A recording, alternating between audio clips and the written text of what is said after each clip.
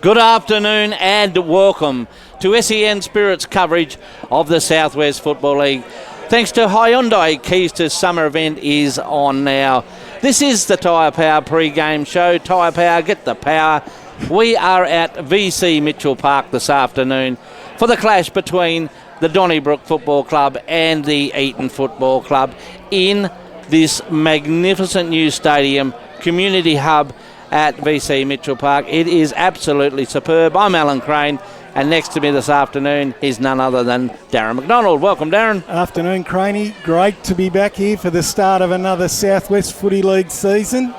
Yeah, it comes around pretty quick, doesn't it? And aren't these facilities in Donnybrook, these brand new facilities, just magnificent? Yeah, I've done the big tour, and it is superbly laid out. The change rooms are absolutely brilliant. The function area in here can be split, so you've still got a bar and it's a big function area there. Yeah. And sitting up over, looking at the ground, absolutely superb. And if you look up there, Darren, brand new lights.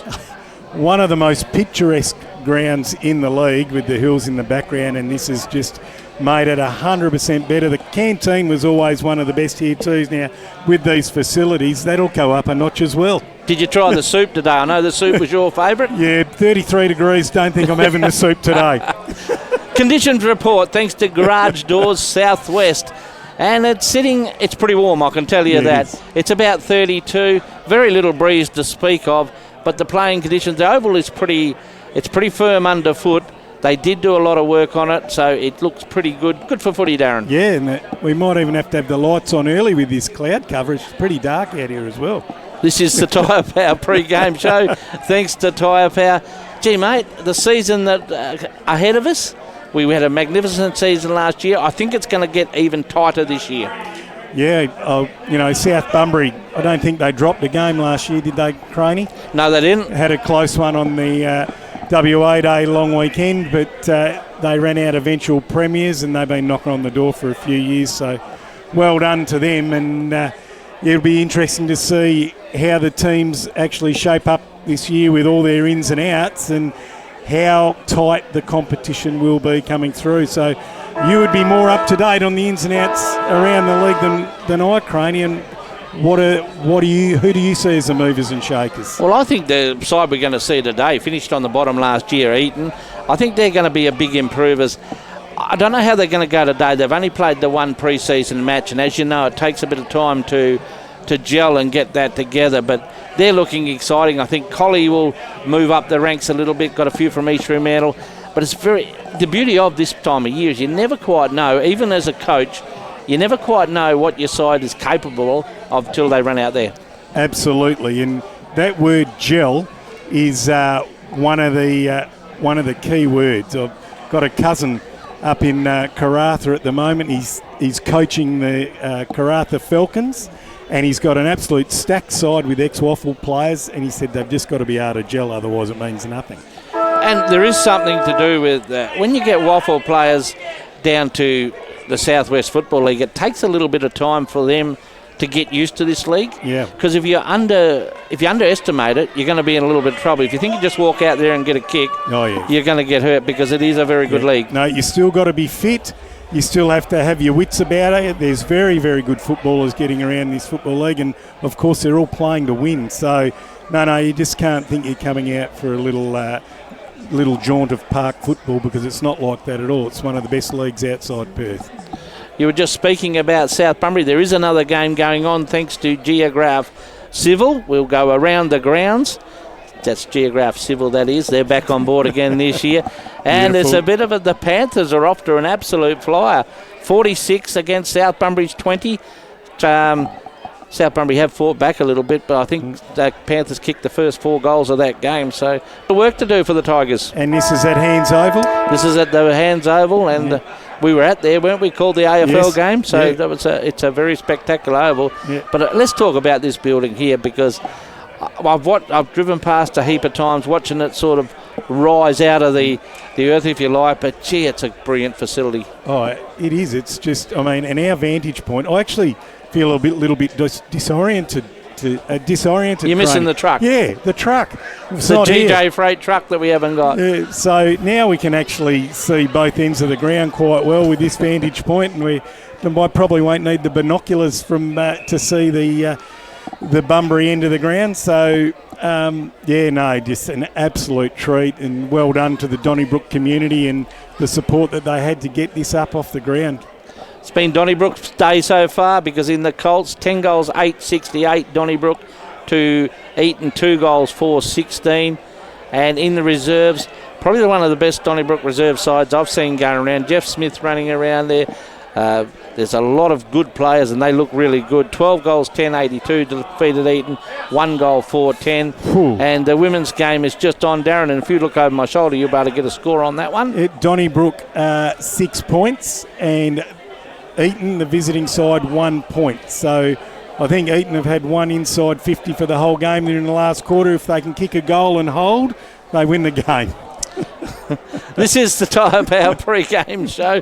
Tyre Power, get the tyre if you want some new tyres on. You do a lot of travelling, Darren. I'll tell you what, I've been relocated with my work to Geraldton. I'm seeing a lot of bitumen and chewing up a lot of rubber. Let's just have a look at the two sides, the Donnybrook side and the Eaton side. Donnybrook within a kick of a grand final last year, and probably a little bit unlucky not to get through to the big ones. They had a magnificent season. They've lost Cooper Clark-Daring. He's playing at South Mantle, doing very well with your young fella. Yeah. But they've bought in quite a few. They still look very handy, a very handy football side. Yeah, absolutely. We know Jordan Falco. He's been an excellent player around the league for a number of years, and then you've got Hamish Hutton. He's a little speedster, likes to play on the wing. Well, Hamish Hutton is interesting. We've watched him just about grow up, haven't we? Yes. We've seen him go from a young kid, a very speedy young kid. He had that nasty injury, but I've seen him downstairs. He's definitely bulked up. Yep. And he's a big plus when he's up and running. Yeah, we gave him a little bit of a clip last year, just said that his consistency was something he needed to bring to his game, so if he can bring that, he'll be a very dangerous player for Donnybrook. Kai Lucy gives his all each week. Sam Pergasic, they lost him halfway through the year, but he is he's their playmaker. He's a star. There's no doubt about that.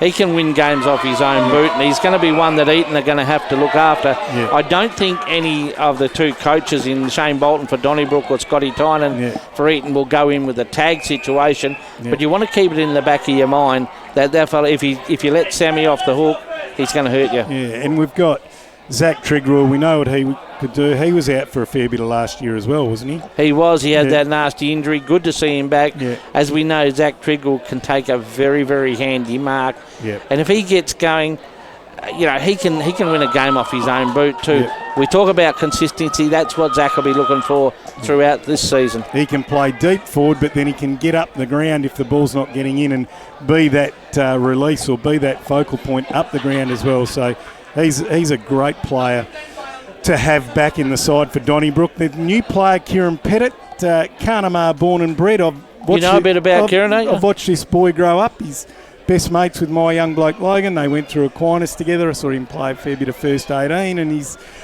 spent the last 4 years at the Perth Footy Club on their senior list, and hasn't broken through for a league game, but played a fair bit of reserves and does his best work out of the back line.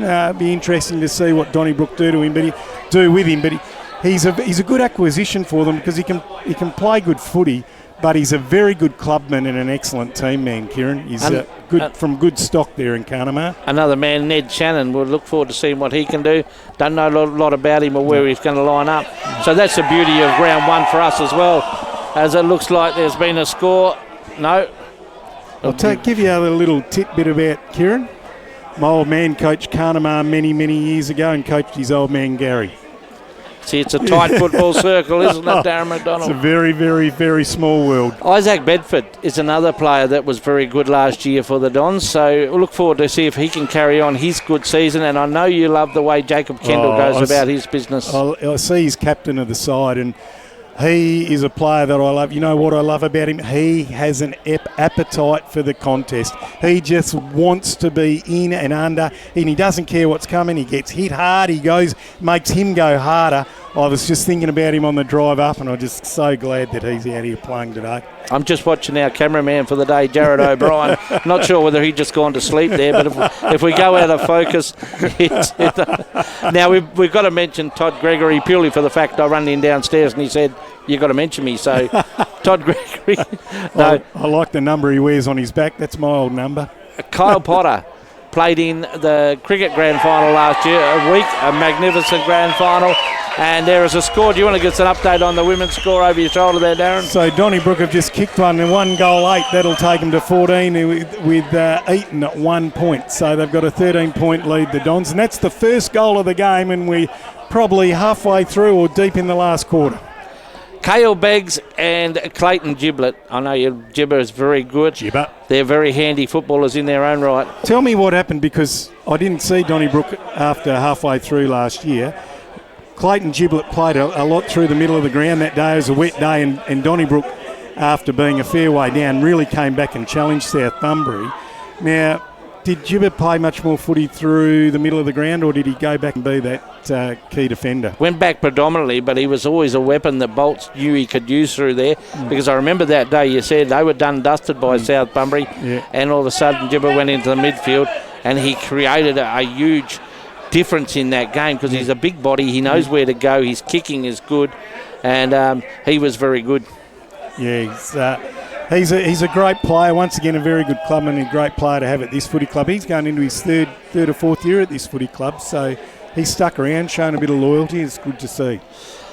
Now, the Eaton Football Club. You may have noticed there is a little bit of change, Darren, over the season. My first season of footy in the Southwest Footy League was the first year of relocation of buoying up Capel Darden up to Eaton, and they were called the Eaton Boomers, and they wore the red, white and blue. And when I came back and started calling the football with you, Craney, that was still the case. But last year they just wanted to be called Eaton Football Club, and now they're donning the brown and gold. Can you just fill me in on what this rebrand is all about? Yeah, I can do that. The red and the blue predominantly was the buoying up Capel Darden, but the Eaton Juniors are brown and gold, and they wanted to combine. There was a bit of disjoint between the two clubs, and they had the juniors coming up. You know, when you get your senior club like the Bunburys and South Bunbury, their juniors wear the same kit as their seniors, and they all got the same tops. Okay. They wanted to get a bit of alignment there. So it's all about club alignment. Very smart move. Yeah, and they needed to lift themselves. They had a bit of a poor season last season, and they just wanted a bit of a change, a bit of a kick. And I emceed the season launch the other night, and there was a bit of a fair air of excitement there. So interesting to see what they have. There's quite a few new players coming into this Eaton side too, which is going to be interesting to see. Mitch King's back in the side, so he went to Brook for a little bit, but a very stylish player is Mitch Kings. Yeah, very good to see him back, and he just goes all day, Mitchell Kings. He works very, very hard. Anthony Hansen is another one from, I don't know where Anthony's from, but he's going to be a big asset.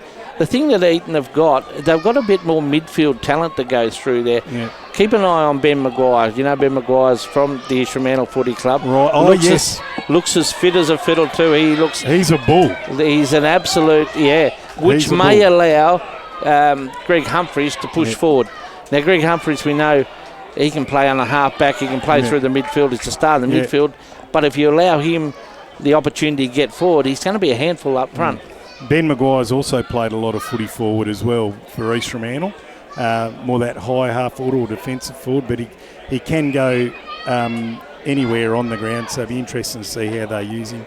This fella here, Ethan Hansen, come in for his first game, another fella I know very well. He's the first player to reach 50 games for the West Coast Waffle. He's played a lot of footy for West Coast Waffle, and very handy player, played a lot of footy in the back line, can be a very clever forward, but playing in the back line keeps him in the game. He can drift out of games if he plays him forward. He'll be a big asset to the Eaton Footy Club though, won't he? Absolutely. Lovely lad, worked for me, worked with me. Now he's back at Trinity College where he went to school, and just giving back there as an Aboriginal teacher assistant. So, very good lad, Ethan, him and his whole family. Just looking at that Eaton lineup there, you get the feeling that they want to move the ball very quickly. They're going to be a bit smaller going forward, but gee, I tell you what, there's a lot of skill in that forward 50. Jack Cox is one to keep an eye on too. Darren? Tell me a bit about him. He's just a small forward that people may, for the first couple of seasons, couple of games this year, may not pay enough attention to, but I think they will as they go down the line. But it's just a good lineup, and there's an air of excitement down there. They really need to do. It'd be nice to see them do well today. It's going to take us a while because they've only played the one practice match, so it's going to take them a while to get it together, I would have thought. Yeah, so they may be a little bit messy in the first quarter and a half or so, and then they'll start to settle down, and maybe we'll see them start to click halfway through this game. Let's have a look at some of the matchups thanks to Southern Lock and Security. Secure your home or business with Southern Lock and Security. They are terrific supporters of our show. You mentioned Maguire. Yeah. If he goes into the middle, Percevic or someone like that, it'll be an interesting contest, won't it? And I reckon they'll go head to head. I don't think there'll be a lockdown job. They'll just take each other on, and then depending on how the game goes, then either of them may get a little more defensive. But they go head to head with Maguire being a bull. He's got a lot of power and speed. Perkisic is more that silky, good reader of the play, knows where to be, not afraid to get in and under either, and a very good distributor. They are different players, but they can both be very damaging in their own ways. If Greg Humphries goes forward, does Giblet go back onto him? Absolutely. Yeah, you've got to put your best defender. If Humphries goes to centre-half forward, I'd say Gibber probably stays deeper. But if he goes to full forward, then Gibber will definitely take him on. Because in modern day footy, you want your defensive unit to be an attacking unit as well. So you don't want to pull Rob Peter to pay Paul, if you like. You don't want to bring people back there. So it'll be an interesting contest. Yeah. Of course, Scotty Tynan, the coach of Eaton, I was talking to him during the week. He's pretty confident, as you would be. But he's also, we were down in the rooms, Jared and myself, and you could just feel that little bit of nervousness as you know, going into the season. Oh, absolutely. Everyone's working so hard over summer to get themselves right. Clubs are trying to get players in and out, and then you've had your little bit of pre-season hit up. You're doing your match sims, but you're still apprehensive, or not apprehensive, but you still don't know what actually is going to happen. You're excited for round one, but you're also a bit apprehensive. So, but I know, well, you know, we've all been there, Croney. There's nothing like coming out here and playing for 4 points in a first fair dinkum match. I'm excited I'm not even playing, Darren. I know. There's a real excitement around these club rooms. Remind us the Donnybrook supporters are loving this. There's a good crowd underneath us on the... I'm told they're putting chairs all down the bottom there as well. So it's magnificent, ready to go. I just got a thumbs up from the cameraman, Jared. He's agreeing with quite happy. What you're having to say. It's around the grounds for Geograph Civil. Let's just have a look. Kerry Park 46 and South Bunbury 21. Could there be a bit of an upset brewing there? Looks like they've stemmed the flow. They've steadied the ship a bit, doesn't it? South Bunbury might have the game back on their terms, and then let's see if they can start to roll. But that young side Kerry Park had that found themselves into a grand final 2 years ago, Croney, and then a little bit off last year, that they may have matured a little. Well, it always does that, doesn't it? And the turnover in country footy is pretty significant. That's why I love round one, because you're not quite sure of the list. You can see all the transfers come through, and still you see them on a team list. You're not quite sure. Kristen Carey, I believe, has signed with Donnybrook, but he's got a bit of a shoulder injury at the moment. Be pretty you'd know Christian pretty well. Yeah, Perth Demons. Once again, he played a bit of footy with my boy Logan. Bozo, he goes by, is his nickname. Bozo. What would he bring to the Donnybrook Footy Club? He'll bring a bit of speed. He's a very good ball user, but he's also, pound for pound, one-on-one can take a good contested mark. Can you give us an update on the women's game just over my shoulder there, Darren? So it's still, the score is still Donnybrook 1 goal 8-14, leading Eaton 1 point. The ball's about to get thrown right in front of the grandstand here on centre wing. So I'd say that Donnybrook have got this one in their keeping. So, Darren, who wins this game and why?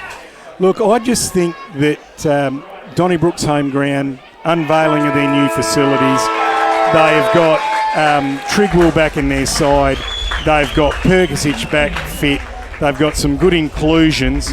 I feel like they've got a team that's played together a bit more. They will be out to go one better than last year, and I think that they will beat Eaton, and I think they'll beat them comfortably. I get the feeling that Donnybrook are going to be very real contenders for season 225. Absolutely. The list that we're looking at in front of us is there's not too many weak links, if any, in that side. I mentioned Kyle Potter too. He's a very handy footballer as well. They've got a lot to but I'm loving the fact of the excitement in the Eaton rooms, and you just don't know what that's going to bring. I don't know what to expect from them, Darren. Yeah, that's right. They are a bit of an unknown.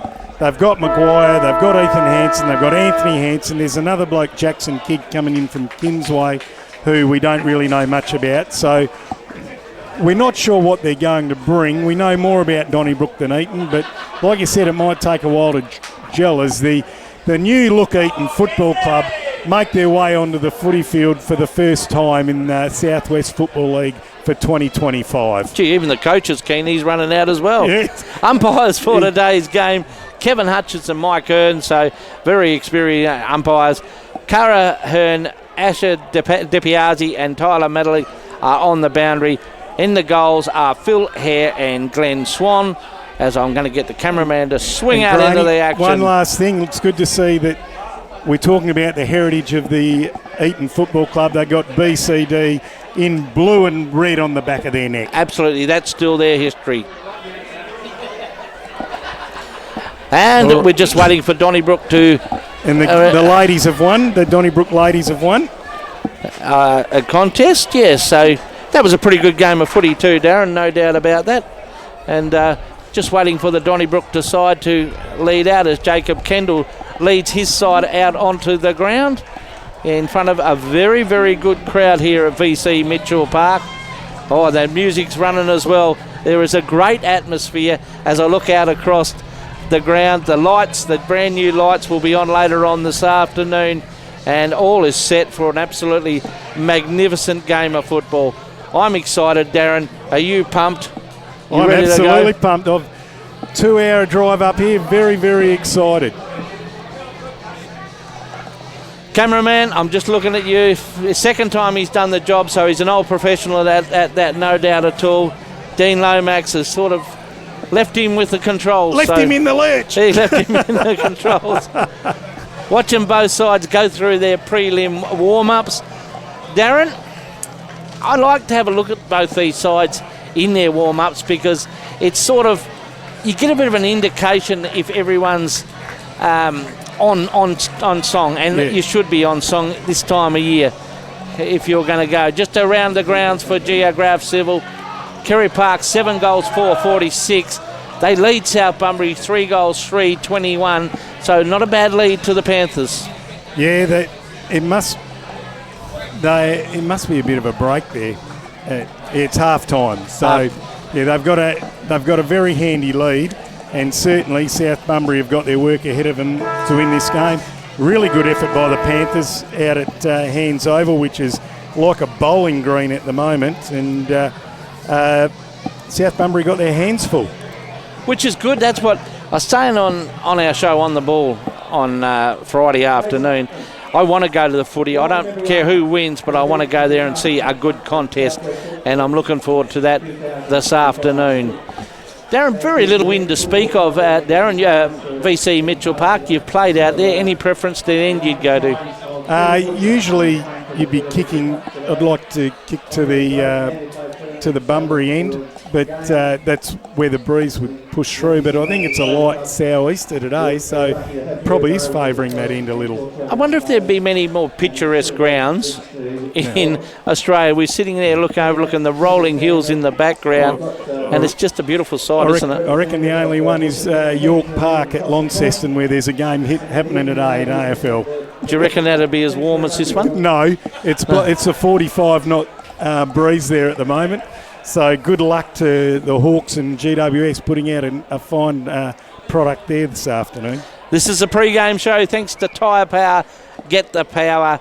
And we mentioned it is a beautiful day for footy. Looking down that coach's bench, Scotty Tynan, Nat Fielding, a well-known name around the southwest, and Paul Scott used to be my manager when I was coaching the Eaton Boomers. I say he's very loyal and he's stuck around and still having a bit to say, Craney. Oh, mate, he is a fantastic manager. If you want something done, get Scotty to do it. Keeping everyone organised. Looking down onto the Donnybrook bench, there's a couple of well-known figures sitting down there. One, Ben Howlett.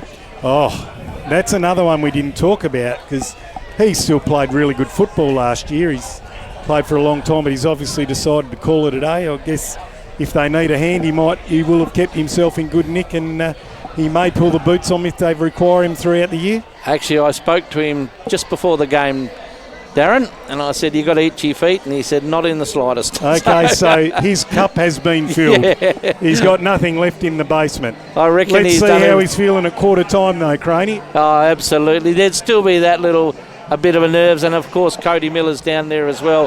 Played a terrific game of twos football. Both sides are in their last little huddles. Captain's having a little bit of a chat to them. So they had Cody Miller and Jeff Smith running around the twos for Donnybrook. Absolutely. And Adam Green, Matt Robson. That was a very good side that was running around there. As Donnybrook are getting into their positions, there is a real atmosphere at this ground, Darren McDonald. Yeah, there is. They've got the big speakers up. It's like at Optus Stadium here at Donnybrook, and the music's pumping out. The crowd are filling up the veranda. Everyone's excited and waiting in anticipation with these games as the players make their way to their positions now. They're looking at the flag by the scoreboard. The breeze is definitely favouring the Bunbury end. And that's the end that Donnybrook will be kicking to in quarter one, 2025 season for the Donnybrook and Eaton football clubs. Very, very close to starting as they're all very general. They're shaking hands with each other, but it's going to be long before the action gets underway here, Darren. And as usual, Craney, none of the numbers match up to the ones that we've been given in the program. Is that right? So if I call a bit of Eaton instead of a player's name, please forgive me till I find out what is actually going on.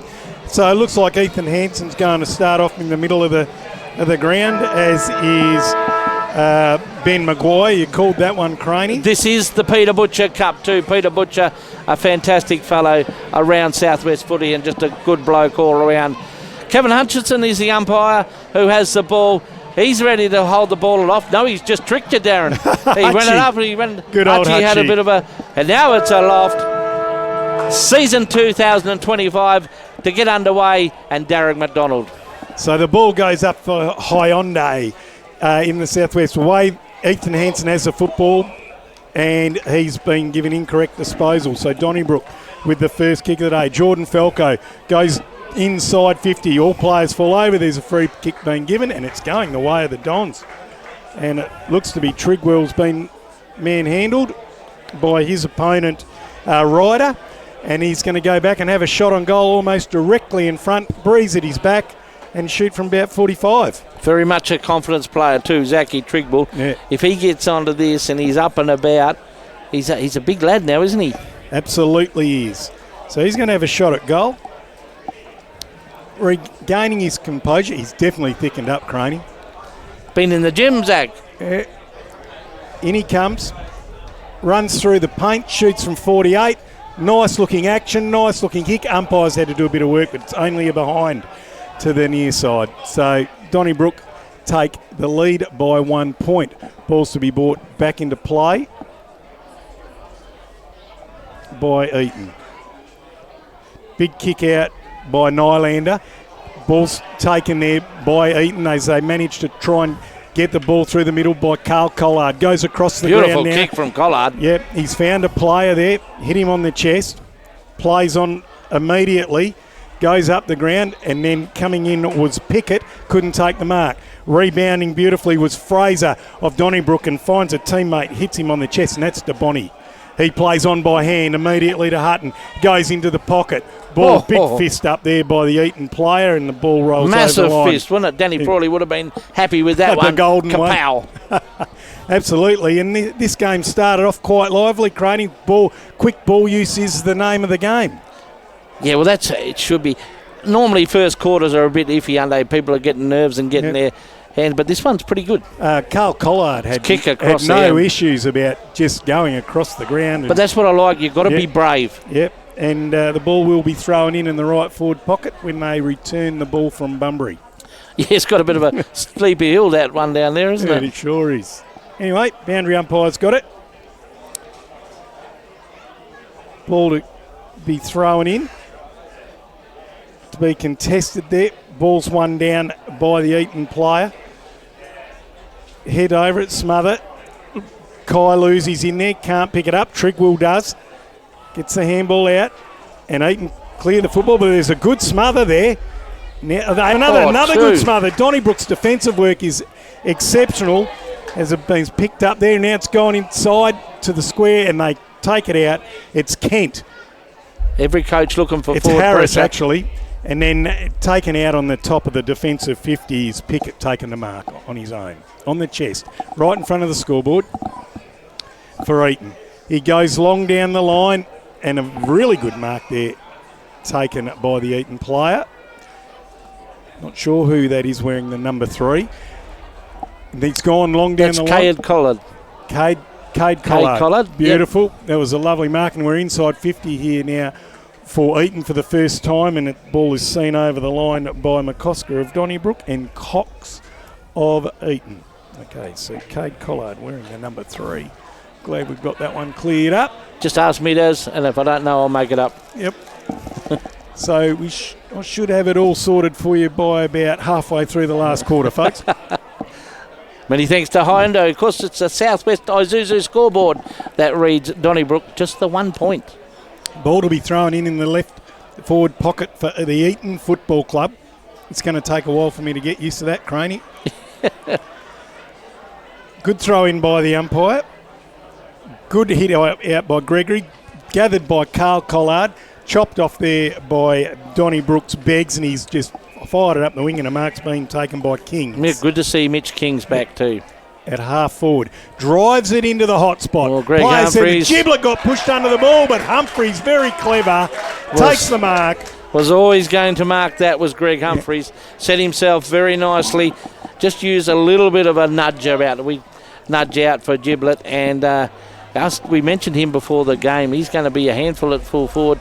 You'd almost back him to put this one through, wouldn't you? That was the Southern Security, lock-up Southern Security matchup you spoke about, Craney. And Humphries, very good kick of the footy, goes from 40, dead in front. Just behind. The scores are level on the Southwest Isuzu scoreboard. Southwest Isuzu Utes, they are the cream of the crop, Craney. They are absolutely beautiful. I drive an MUX, actually, John. 1 point apiece. And the ball's brought back into play, not very well, but Giblet ends up with the football at centre half back, and Donnybrook try to swave their way through the traffic. Eaton not making it easy as Hutton ended up with the footy on his chest just behind centre wing. Comes back into the middle of the ground and finds teammate Gooch. He's at centre half back. Ethan Hansen on the mark. Gooch now elects to go with the short pass and a nice really read. Good kick finds a ruckman Gregory. Gregory on the hands to Hutton, who's working really well already. Goes into the pocket. Getting out after it is DeBonny, but it's then repelled by Eaton. Out by hand, they go out of D50. It's chopped off there by Donnybrook, and the umpire's found a free kick. Straight away you notice both sides are not scared to go where they need to go, and they're going for the first option, which is good.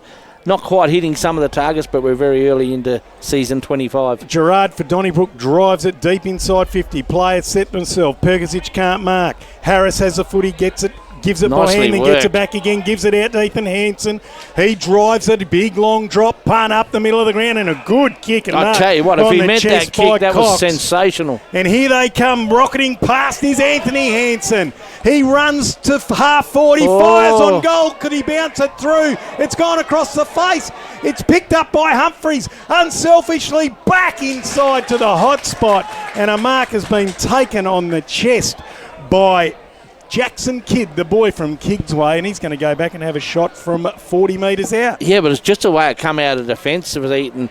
That was lightning quick, and Greg Humphries, well, he's just all class in. He could have had a snap over his shoulder. He didn't. He went back to his forward. I'll talk about that in a minute, Craney, because Kidd's going to come in, gets to 40, unloads on a left. He's a left footer. Umpire does not move. and Eaton have hit the lead on the Southwest Isuzu Utes scoreboard. Donnybrook, 1 point. Eaton, 1 goal, 7 points. Their defence has been very good, hasn't it, Darren? Well, I spoke. It has been. Harris looks to be really a good key defender, but also mobile. And he's a couple of times now he's run it out by hand and gone and got the receive, which then enabled Hanson, who's a very, very good user. And this is why I say I've seen him do his best work. He's in the middle at the moment, but I've seen him do his best work as a defender because he's an excellent distributor. And he distributed so beautifully well to Coxing. Just a quick around the ground, thanks to Geograph Seville. Jesus, Kerry Parker throwing it up to South Bunbury. 8 goals for 52 to South Bunbury, 4 goals 3, 27. So a bit of work to do for the Tigers. Panthers on a fly. Hutchie throws the ball up for a Hyundai. Ball's won down by Gregory of Donnybrook. All heads over. Maguire can't pick up the footy. Ball comes out now beautifully to Shannon. Goes on his left boot to centre half forward. That's a great kick. And he hits Zambonetti on the chest. That's a good name, Zambonetti, for you. He goes on his left and finds that playmaker Perkisic, who seems to be playing forward to centre, goes into the hot spot into the middle of the ground or the corridor, whatever you want to call it, and has a beautiful foot pass and finds a teammate. He takes a good strong mark in Jordan Falco. Gee, I tell you what, this is a quality game of footy already, isn't it? Absolutely, Craney. Very skillful. It is good conditions of footy. The energy levels will get sapped pretty early with this heat, I'd imagine. But Jordan Falco, almost dead in front. He's going to shoot from about 40. Fires on goal. Umpire's working hard. He has a good, hard, long look. I think he's got it. And there's a quick reply by the Dons. It's 1 goal, 1 apiece. 7 points each to Donnybrook and Eaton on the Southwest Isuzu Utes scoreboard. Yeah, the beauty of it, as I said before, both sides are brave. Yeah. They take the game on and they back themselves in their skill level, and at the moment it's coming off. Some of those delivery, absolutely superb, and that was no exception. Percy got it in the middle and centred it, and nice finish by Jordan Falco. Gee, just a good game of footies to start with. There's some left footers getting around. Ned Shannon put in a bullet to hit Zambonetti on the chest at half forward. That was a beauty, wasn't it? And then Zambonetti did just as well to hit up Perkisic. Is he your favourite player, Zambonetti? Oh, not yet. I'll give him a bit more time. Just got to look for one, Darren McDonald. You normally pick one from each side, Darren McDonald. I haven't seen Jacob Kendall. Is he out there? Yeah, yes. He started in the middle before and he's moved forward or back. Ball one down by Gregory. Socket off the ground forward by Eaton. Picked up beautifully by Michael. Gets a handball away to a teammate and they're inside 50. Ball is gathered well there by Bo Luzian and he hits Ned Shannon on the chest in the right half-back flank.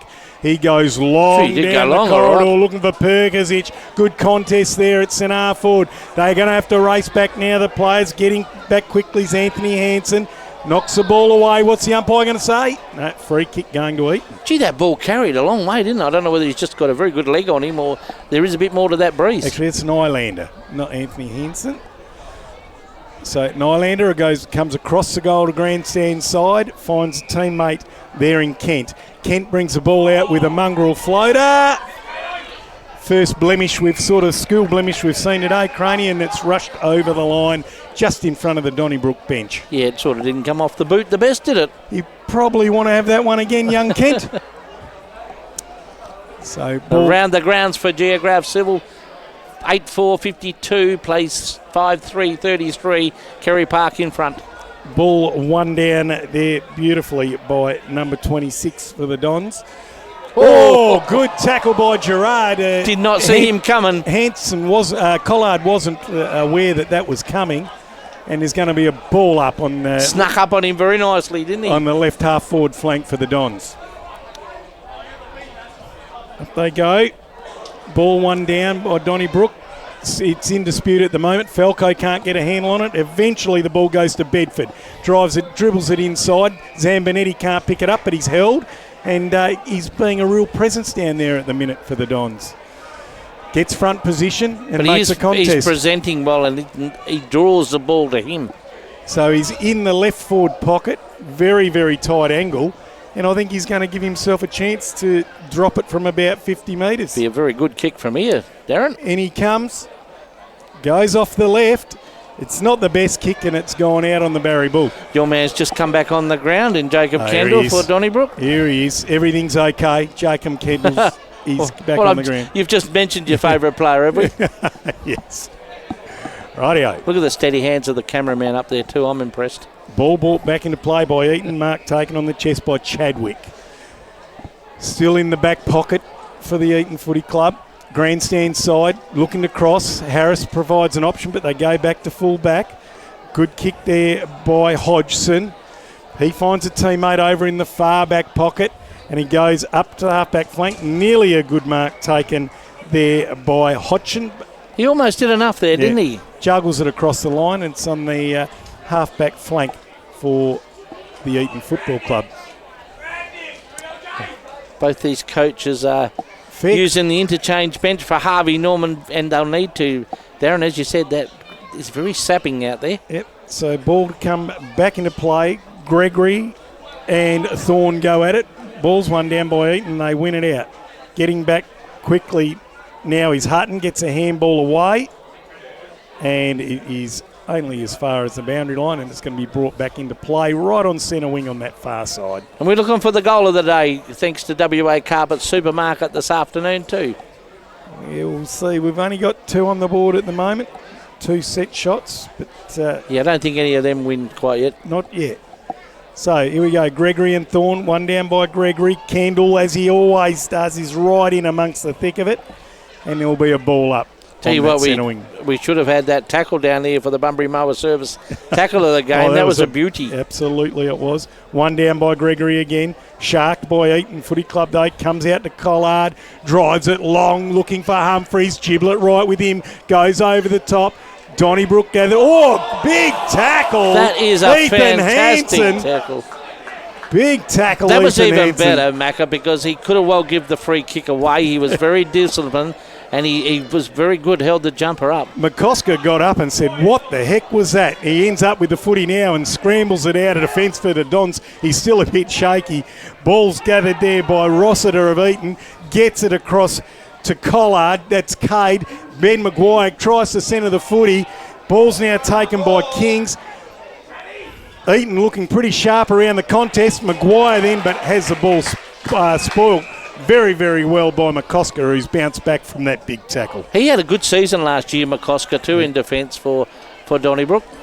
Maguire's still yet to get into the game, Craney, but he can do some good things in a short amount of time. It always takes a little bit of time, as we said before pre-game. It was a throw in there, and there's a free kick going to Donnybrook for over the shoulder, and that's going to young Kieran Pettit, his first touch of the day in his new colours.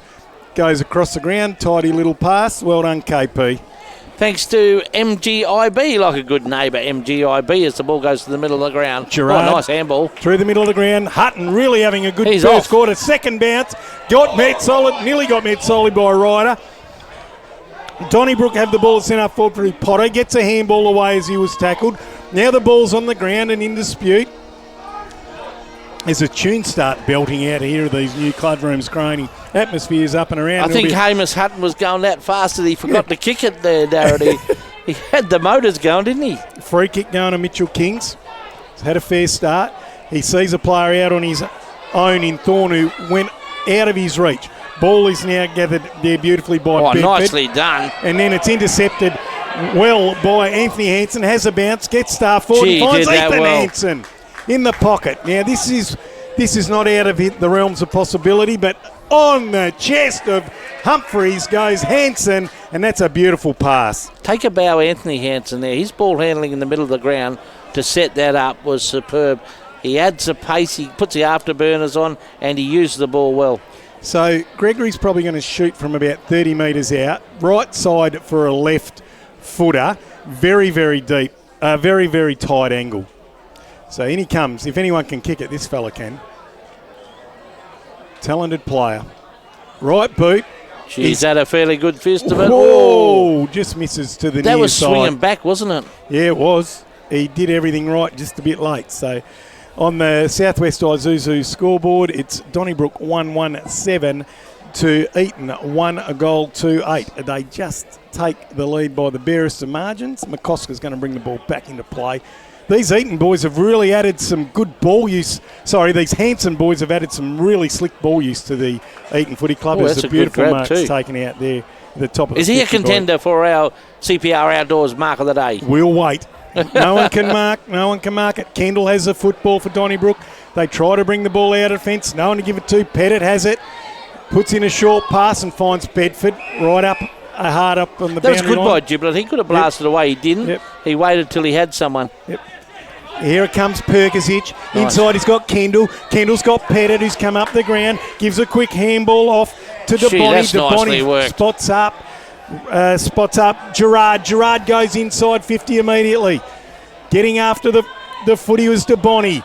Gets it out to a teammate who has a shot off the ground. There's a really big chance for goal of WA Carpet Supermarket goal of the day going to Ned Shannon, who shows his skills. Absolutely. More than a contender, Jared. They'll take a good goal to beat that one. I thought he was just going to dribble along the track and it ended up going through the post. Absolutely brilliant by Ned Shannon, and welcome to Southwest Footy. And that will definitely be a constant confidence booster for him.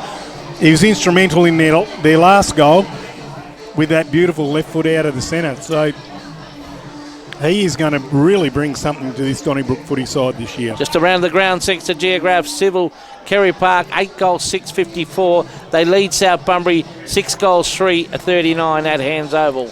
As we have got an absolute and they've just kicked another goal, Craney. It's back to 9 points of difference. South Bunbury have clicked into gear. Back in the middle of the ground. I'll tell you what, that was a great goal. We are watching a superb game of footy. Oh, it's a pleasure to be here. Gregory wins it down against Thorne, then follows up his work. Thorne tackles him though, and there'll be a throw up just forward of centre for the Dons. Up they go. One down there by Gregory again, and then a very big solid tackle done by Pettit, and the umpire said over the shoulder, and Chadwick takes the free kick, handballs to Maguire. He ferrets it out to the far wing, out to a teammate in it was Hodgson, gave it back to Maguire, and now Eaton are inside 50. A mark all on his own is Pickett, and he's in the right side for a right footer and is going to shoot for about 45 out. Gee, Maguire just showed his class there, didn't he? Absolutely. He sort of lopes after it, didn't he? But he just backed up, and hitting targets to make difference. I'm very surprised, but it's pleasantly surprised at the amount of targets that are being hit. Oh, yeah. The skill level is amazing from both sides at the minute. Pickett comes in. He's worse than 45 degree on the angle. Right foot sends it on its way. That's as straight as an arrow from Pickett. Umpire gives it his approval, and suddenly Eaton have hit the lead again in this seesawing affair in the first quarter. Donnybrook 2-1-13. Eaton 2-2-14 on the Southwest Isuzu Ute scoreboard. Forget about all these kick arounds the corner. Yeah. How good was that? Beautiful. That was from a tricky position, a straight drop punt that went as straight as an arrow, as you said. That was a brilliant goal. He was a long way out. And gee, just the ball used to set it up as well. Textbook drop punt into the breeze. And I love seeing that. Both sides are looking really impressive and aren't afraid to play their own game, Craney. They're just going head to head. Taking the game on. Yeah, and I think that's what's making it so entertaining. And the ball is popping around like you wouldn't believe. Gregory and Harris into the ruck now. Up they go. One down by Harris this time of Eaton. Kendall gets after it. Picks it up over the shoulder. Umpire Hutchinson saw that one. Kendall just at half back, looking for options in the corridor. Donnybrook, looks like it's a direction to play that corridor. Ball goes over the back, no one can mark. Kings, nearly took Kai Lucy unfairly. He comes out of it, Lucy, on the left foot, but then there's a mark in defence to Eaton's Nylander. He goes across the ground and finds Anthony Hanson. He comes back into the corridor and spots up Ryder. Still inside D50. Maguire all on his Pat Malone outside D50, and they're in the corridor on his left foot. What an absolute bullet. Hits up a teammate who handballs immediately onto Chadwick. He's in the centre circle. Comes off the side of the boot. But here's Ethan Hanson, the playmaker. Gives off to Collard. He stops some props. Hanson makes space for him. Here comes Greg Humphreys, but Giblet read it best and takes a mark on his chest. Giblet immediately plays on, goes across the ground. I'll be worn out after one quarter. Teammate Fraser Fraser gets it up. Lucy can't mark, but does butter up. Gets a handball across to Hutton. Streaming by as he's done so many times this quarter. Gets it to half forward. Ball not marked by Potto, but he butters up. Here he goes again on the left. Goes underground, trying to get it inside. Eaton recover best. And Rossiter has a footy. He fumbles. It's still in. Rossiter butters up his work. Maguire just sitting there at centre half back. Takes off now, has a bounce. Puts the afterburners on. He's got Ethan Hansen out the half forward flank. Really good contest made there by the Donnybrook defender in Hoskins. And free kick to Collard. Gets a handball out there to Cox. Cox goes on the right boot looking for Humphreys. Giblet gets him out of the road and takes another strong mark. Yeah, you don't want to sort of man up and muscle out Giblet. He's too big, too strong. He's had a good couple of minutes. Big Clayton Giblet brings it up the grandstand wing. Collard, he's been every So has he had a good... Cox tries to get right through three. Harris goes bang on the right boot again. They stand underneath it. Ball hits the deck. Humphreys overran it. Tackled as he grabbed it was Jackson. Kick off the ground. Who was that? Crane. Pickett had a snap at goal. Pickett went to the left-hand side. Kicked behind. side. So they lead by 2 points now on the Southwest Isuzu scoreboard. Donnybrook 13 and Eaton 15. Quick around the ground, thanks to Geograph. Civil, Kerry Park, 8 goals, 6.54. South Bunbury, 7 goals, 3.45. South Bunbury right back in that match. Crane is back here at VC Mitchell Park. I've been absolutely stunned this first quarter. It is entertainment plus. Normally expect to be sloppy the first round, but these guys, both teams are putting on a real show. Ball comes out to the grandstand half-forward flank, hits the deck off the pack. Harris gathers for Eaton, gets it to Collard, who's been a will-o'-the-wisp.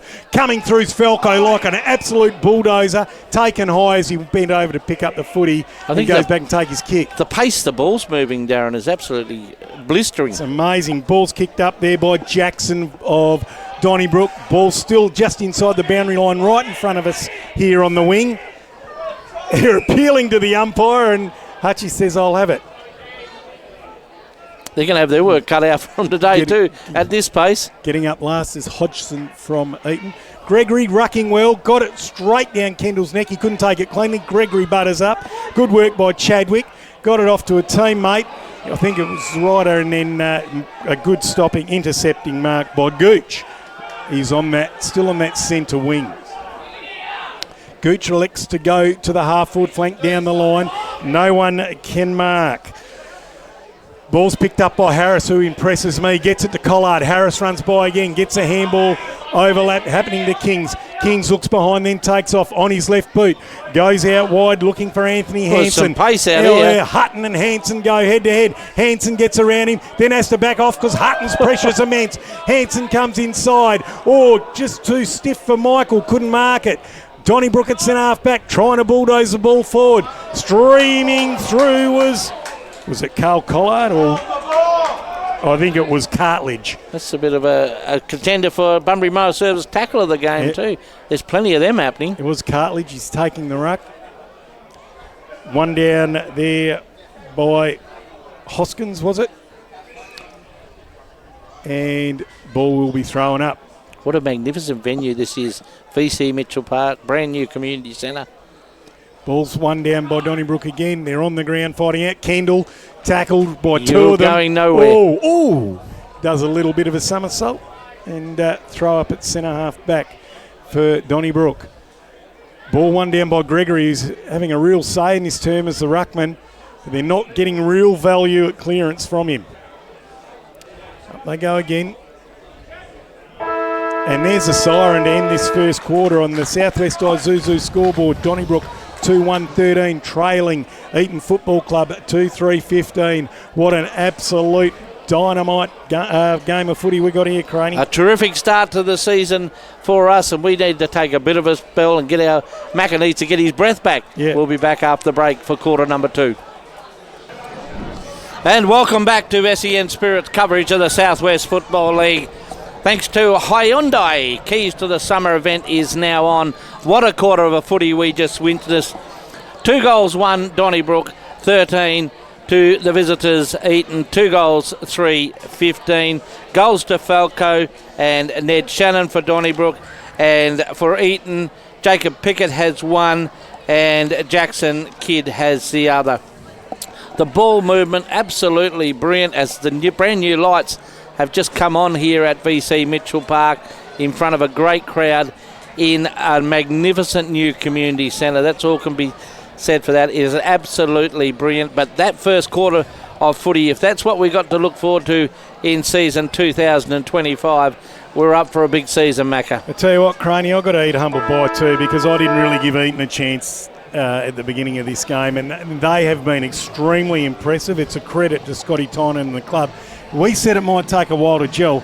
They are gelling magnificently. It took about 5.3 seconds, I reckon. Then their ball movement is slick. I love the way that both sides are prepared to take the game on. Yep. And if they see an option, they don't think second or fourth. They go for that first option, and that's what's making the game look good. Plus, they're hitting targets. Just a quick around the grounds for Geograph Civil, and it is 9 goals, 8, 62 to Kerry Park, to 8 goals, 5, 53 to South Bunbury. So Game the Tigers have fought back a little bit. Is it in Kerry the last Park quarter went yet? back. You'll have to have a look at that, Darren. But three-quarter time, that is. We are just about ready to start the second quarter with the game very much in the balance. A 2-point lead I'll tell you to what, Eaton. Craney, have you seen a position anywhere on the field where a player is dominating his opponent? No, it's very much It's a 50-50 everywhere, isn't it? Absolutely. Yep. Yeah, one moment a forward will have a moment, then a defender, and in the middle of the ground, she's even Stevens. Up And they go. she is away. Thorne wins it down for Hyundai, gets it over the shoulder, and Eaton mark it at centre half back, and away goes with a big long kick goes Kings. Gets it up the ground. Very good fist, timely fist in there by Fraser of Donnybrook, and he pushes it over the line. I think that's the beauty of it too. The defensive units are working very hard, and the players are prepared to do the little things that make for footy. It's easy to do the starry things, but it's the little things that make up a good side. Ball comes back into play. Gregory wins it down again, gets it to Perkisic, gets a handball out to Fraser, who takes off. Oh, he's got nowhere to go. He fit through there. Nearly ran into a brick. Got a handball away in the nick of time. Shannon goes to ground, wins a free kick. They're a bit lucky there, Donnybrook, but they'll take it. Shannon on his left, very good left footer. It's all centre half forward, all on his own is Potter. Potter is 60 out. So he moves into the forward line. Good mark in the defence. Oh, no, he dropped it. Mitch Kings thought he had that. And it's about 30 metres out, dead in front of the Donnybrook goal. Graham Manager wants it back. So, ball up just outside of the forward line, and I'll let Darren go for that as we finally got we've got some numbers through. We sorted. We haven't got a number 26, though. Oh, yes, we have. Yeah, 26 is Bo Lucy. That's right. We're away. We're organised. Sorry, everyone. And the Eaton Footy Club have got the footy in their defensive 50, and they bring it out here to the grandstand wing, and the ball is seen over the line by Cox. Not the best kick there by Chadwick, but he's been working very hard, the midfielder. Ball to be brought back into play on the half-back flank, the right half-back flank for Eaton. In it comes Gregory and Thorne. Gregory really winning that duel. Oh, Kendall goes in. He just throws himself in, doesn't he? Yeah, he loves it. I don't think he's happy unless he's in pain, Jacob Kendall. He's your favourite player, I think, Mac. Oh, absolutely. On the Donnybrook team he is, because he leads from the front. That's why I like him as captain. Goes to the hot spot down the right boot, puts it out in front. Good lead, good mark. And going back and having a shot on goal is is Bo Lucy. So Bo Lucy will shoot from about 50, dead in front. That was a nice lead, wasn't it? And well put up there, and just had enough hang time in that to put the Eaton defender out of it, and Harris. Really good anticipation by Lucy on the lead. Harris caught napping on that occasion. In he comes. Runs through the 50, goes from 48. It's not a bad looking drop. Punt. And he's gone to the left. Never just really got that right spin going through, did it? Whose scoreboard are we looking at, Craney, this quarter? It is the Harvey Norman Electrical scoreboard. We've had a change. So it's Donnybrook 2-2, 14 to Eaton 2-3, 15. Ryder to bring the ball back into play for Eaton, and he goes out to the far side. It's a good long drop punt. No one can mark. Harris gets the ball off the deck, comes out to a teammate, picked up there beautifully by Pings, spins it out and back into trouble, and I think he got hold of the ball. Umpires paid advantage, and Kai Lucy takes a mark inside 50, and Donnybrook will be having another shot on goal. Lucy will shoot from They've about come out 45. well after the break, have Donnybrook. Dead in front. He's dead in front, Kai Lucy, and his hairstyle makes him very easy to recognise. In he comes. He's been a leader at this club for a while. Gets to 45, runs around on his left, gives it everything he's got, doesn't really come off how he would want to, and it's gone out on the full. So a let off there for Eaton. Yeah, wasted a couple of opportunities there, Donnybrook, right on his distance there. I think that breeze is having a little bit of an effect. There's only it does fluctuate. It's a bit of a puff at the moment. Eaton kicking with it in this quarter. Ryder has it, right in that back pocket. He comes across the ground and finds Nylander, who's been defending quite well today. Still inside D50 is Nylander at the top of it. Elects to play on now, right boot, down the wing, grandstand side, big fist. Oh, but it stayed, and it stayed in play, trickled over eventually. Fraser's done that a couple of times today already. I reckon he might have been a bit worried when it bounced over his head and stayed in play. Bit of a crowd favourite, this Fraser. They just started yelling out. Ball to come back into play right here on this centre wing on the grandstand side. Hanson and Kendall going at it. Ball comes back into play. Umpire says please redo. It was a little bit wonky, that throw in, Craney. That was, mate, and thanks to Hyundai. Keys to summer event is now on at Hyundai, Darren. Might have to get myself test driving one of those. Test drive a Hyundai. Ball comes back into play. Gregory wins it down. Shannon sharks it. He's tackled immediately by Chadwick. And the umpire says, I will have it. Tell you what, the coaches used to those interchange benches. You want your strongest side on the park for a long time, but you also need to keep a bit of energy in your tank. This one's going to go Harvey to the wire. Norman Furniture. Gregory, yeah, absolutely. Gregory wins it down. Fraser attacks the ball well. Picked up by Carl Collard. Tries to milk a free. Umpires awake to that. And then Hutton wraps him up, and he appeals for holding the ball, but Hutchie just says, let me throw it up, boys. Gee, Carl Collard's been in everything early on in the season too. Oh, Hutchie's as cool as a cucumber, isn't he? Been around for too long to get too flustered. One of my ex-Bustleton teammates, old Hutchie. Oh, he has been around a long time, Darren. Ball's going to get thrown back into play, just forward of the wing for Eaton. No one can really break this stalemate at this stage, and on the Southwest Isuzu scoreboard, it's Eaton by a point. One down by Gregory. Shannon, Perkasic thrown out of the contest, appeals for the free. Actually, it's probably one of the most surprising things. The ball's been whizzing from other end to end with great skills, but not a lot of result on the scoreboard. No. One down by Gregory, sharks it himself, hacks it forward. Lucy gathers really well, gets a good handball out to a teammate that was in Jackson, and he got it back to Lucy. Lucy gets it out to the far wing, asking a bit of Bedford. With him is Collard. That's Cade Collard. Well, that's a good He duel goes out really there. hard. There's a bit of speed on. Cade picks it up clean as a whistle. Gives it to Carl Collard. He wheels around on the right boot, drives it into his pocket, and all on his own is Cox, because the Donnybrook defender fell over in McCosker. Geez, there was a bit of pace. Two young fellas out on that outer side. Oh, yeah. Even you would have struggled to keep up to them, Darren. How clean was Cade Collard? Yeah, he picked that up. He's got a bit of class, isn't he? Oh, has he what? So, right side for a left footer. Very deep in that right forward pocket. Has a shot on goal, does Cox, and he nails it. They point to the sky, and Eaton draw first blood in this second quarter.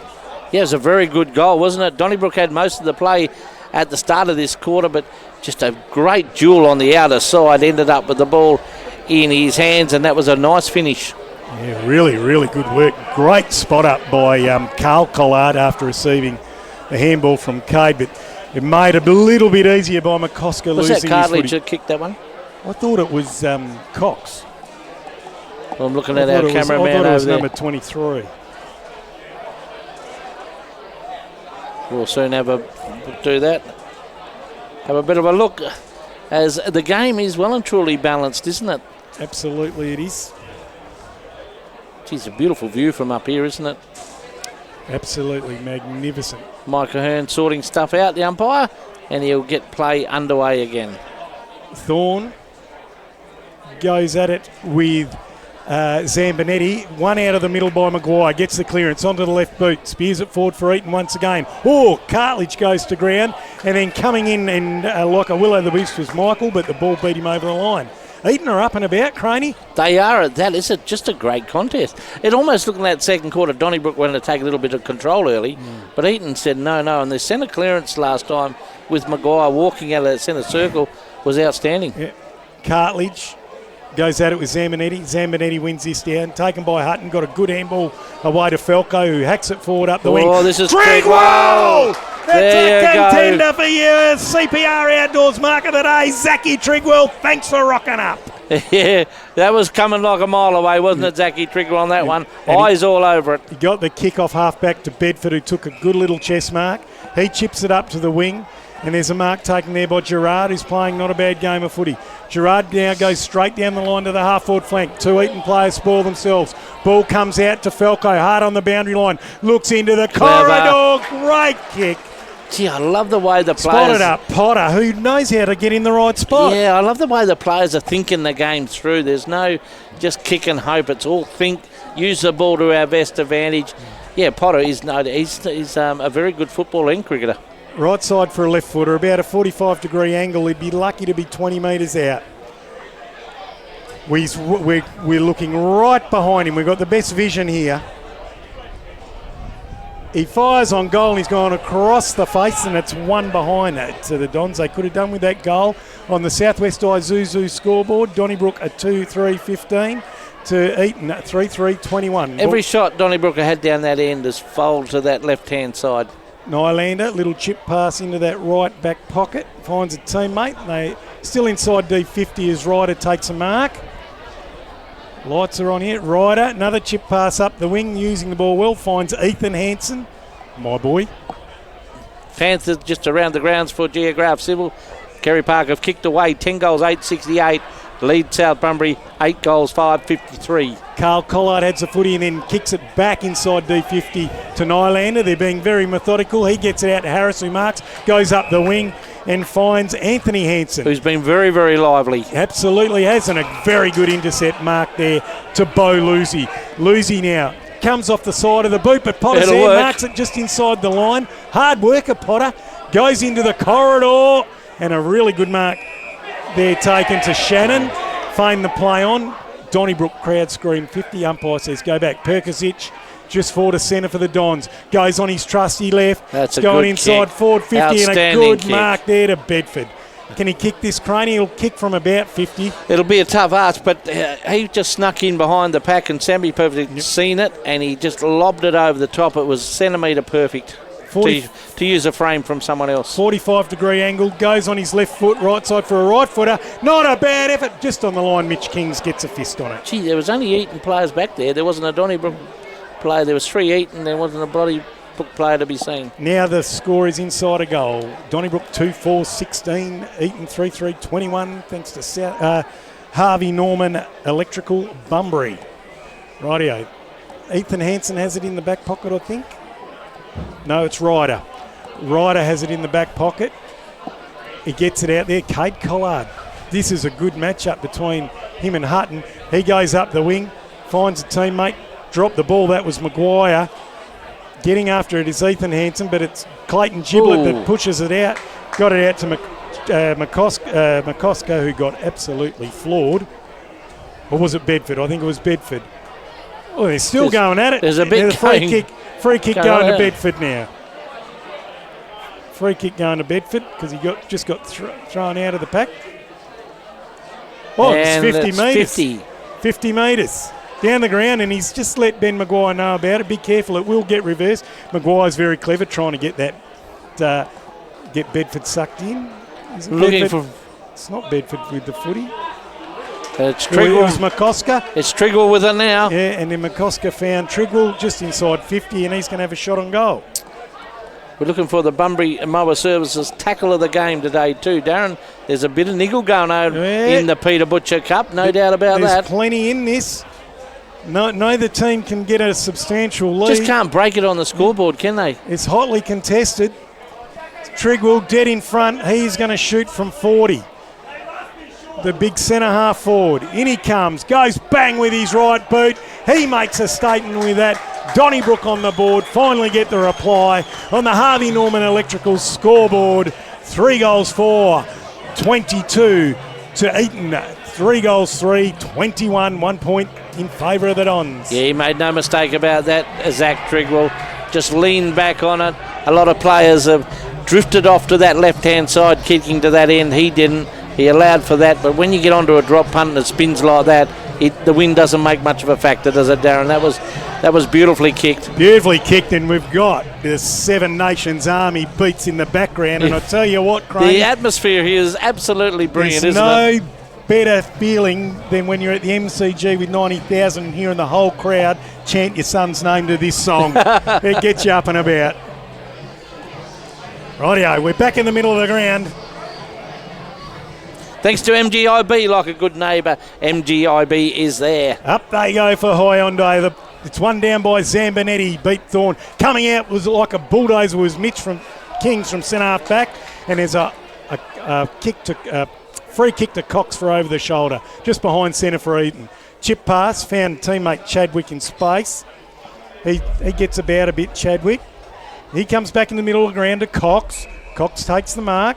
I think Cartledge might have been that last goal kicker, Croney. Yeah, I got him down as that. He goes long. Humphries pushed in the back. Umpire says play on. Reckons he might have tried to milk it. Collard goes down. Oh, umpire has got a free kick going back. No, it is an Eaton kick, and Humphries is getting the kick. No, it's coming back down the ground, isn't it? Another 50 metre? No, it's coming back to Potter. Potter in the middle of the ground. There was a bit of indiscretion. Wow. Gee, that's a bad one for Eaton. They were going to have a kick for goal. Potter spots up Kendall just behind centre wing, grandstand side. They come out to centre half forward. A really good lead, and Mark de Beau Lucy. He's starting to create a bit of havoc, isn't he? He's having a say. And Pettit on the lead out of the at half forward. Takes a mark on his chest. Looking for someone to give it to. Spears a pass into full forward. Potter can't mark. What a spoil coming across. Big spoil. By Nick Hodgson. Yeah. Big spoil by Hodgson. Ball to be brought back into play just inside 50 for the Donnybrook side. We're in the right forward pocket. Gee, I tell you what, there is a bit of feeling and a bit of niggle going on there, Darren. Oh, it's willing. Gregory wins the ball down, taken by Kendall. Out to Kai Lucy. Handball to Perkisic. Oh. Hit as he kicked it by Pickett. He goes to ground. They clear the ball to Eaton. Ball taken, or not taken by Adcock. Oh, picked up here by Anthony Hansen. He's off like a jackrabbit. Gets it over the back of the pack. Working really hard. There is Humphries. Gathers it so very, very well. Snaps on the right boot. That is textbook Gregory Humphries. And I tell you what, take a bow, Anthony Hansen. That pickup going through the middle of the ground was absolutely superb. He is quick, he's skillful. Greg Humphries finished it off nicely. That's going to have to be a WA Carpet Supermarket contender for goal of the day, Darren. Play of the day, I reckon. Actually, we've got to play the day. Let me go through the thing we have now. The MGIB play of the day. It's going to be an Alan Crane play of the day. Donnybrook, 3 goals, 4-22 to Eaton, 4 goals, 3, Gee, that 27 on the Harvey Norman Electric scoreboard. Well done, Craney. It is electric. Anthony Hansen on this wing. He has been very, very good. Grabbing a great duel out here. Oh, yeah. A good matchup, isn't it? Yep. The hardness and toughness of Kai Lucy versus the pace and skill of Anthony Hansen. Hansen. The pickup off the ground was superb. It's like he just saw an opportunity and away he went. Quick around the ground thanks to Geograph Civil, and the Panthers are kicked away. 10 goals, 11, 71. Lead South Bunbury, 8 goals, 5, 53.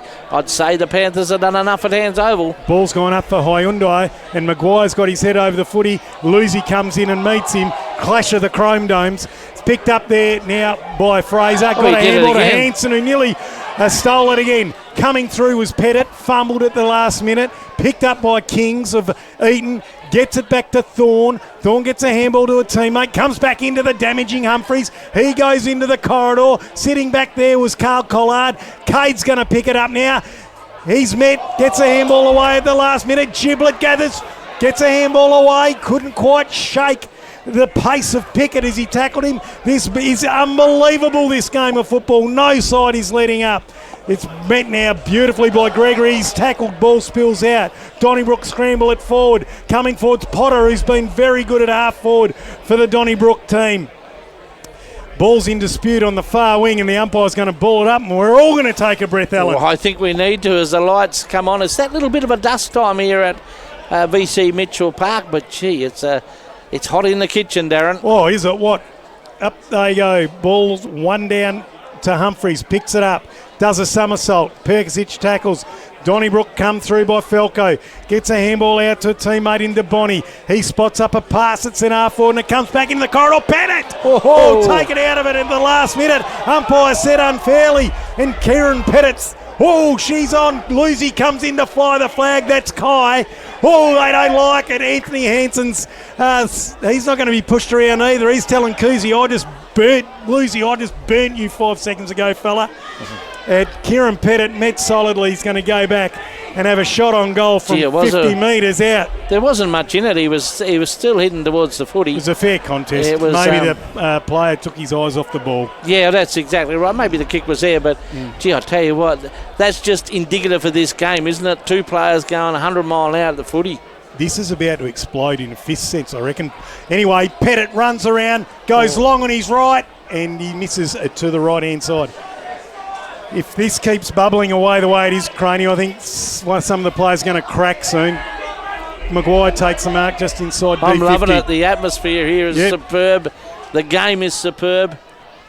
Well, that's a brilliant kick too, Maguire. What a bullet of a kick to find Cox just behind the wing for Eaton. He runs past again as Maguire is ignored, and they come out wide. Standing underneath it, Carl Collard takes the mark, shovels out a handball to a teammate in, that was Kidd. Ball's now been intercepted and it's over the line. They didn't move it. Oh, see Craney there, his niggle here. I think we are just about going to get a Donnybrook in Donnybrook. Oh, the crowd are in there. This is magnificent. Rightio. Ball comes back into play. Zambonetti and Thorne. Zambonetti palms it down to Falco. Does very well. Kendall. Handball out to Hutton. He's been a bit quieter this quarter. Oh, just got it away the last second. Dodged one, then went into trouble. Here comes the boy, Anthony Hansen. Oh, dances around that light. Fantastic. Gets a handball inboard to Hodgson, who fumbles. Hodgson has it again. Tackled well by Lucy. That was Bo Lucy. Head over, it was Kai Lucy. And breaking through is Chadwick. Ignores Hodgson. Comes back inside the corridor. It's off the ground by Thorne. Trigwell gives it to Shannon. Shannon goes bang on his left hammer. Nearly a big mark to Gregory. Potter's at the face of the pack. Harris sees it over the line.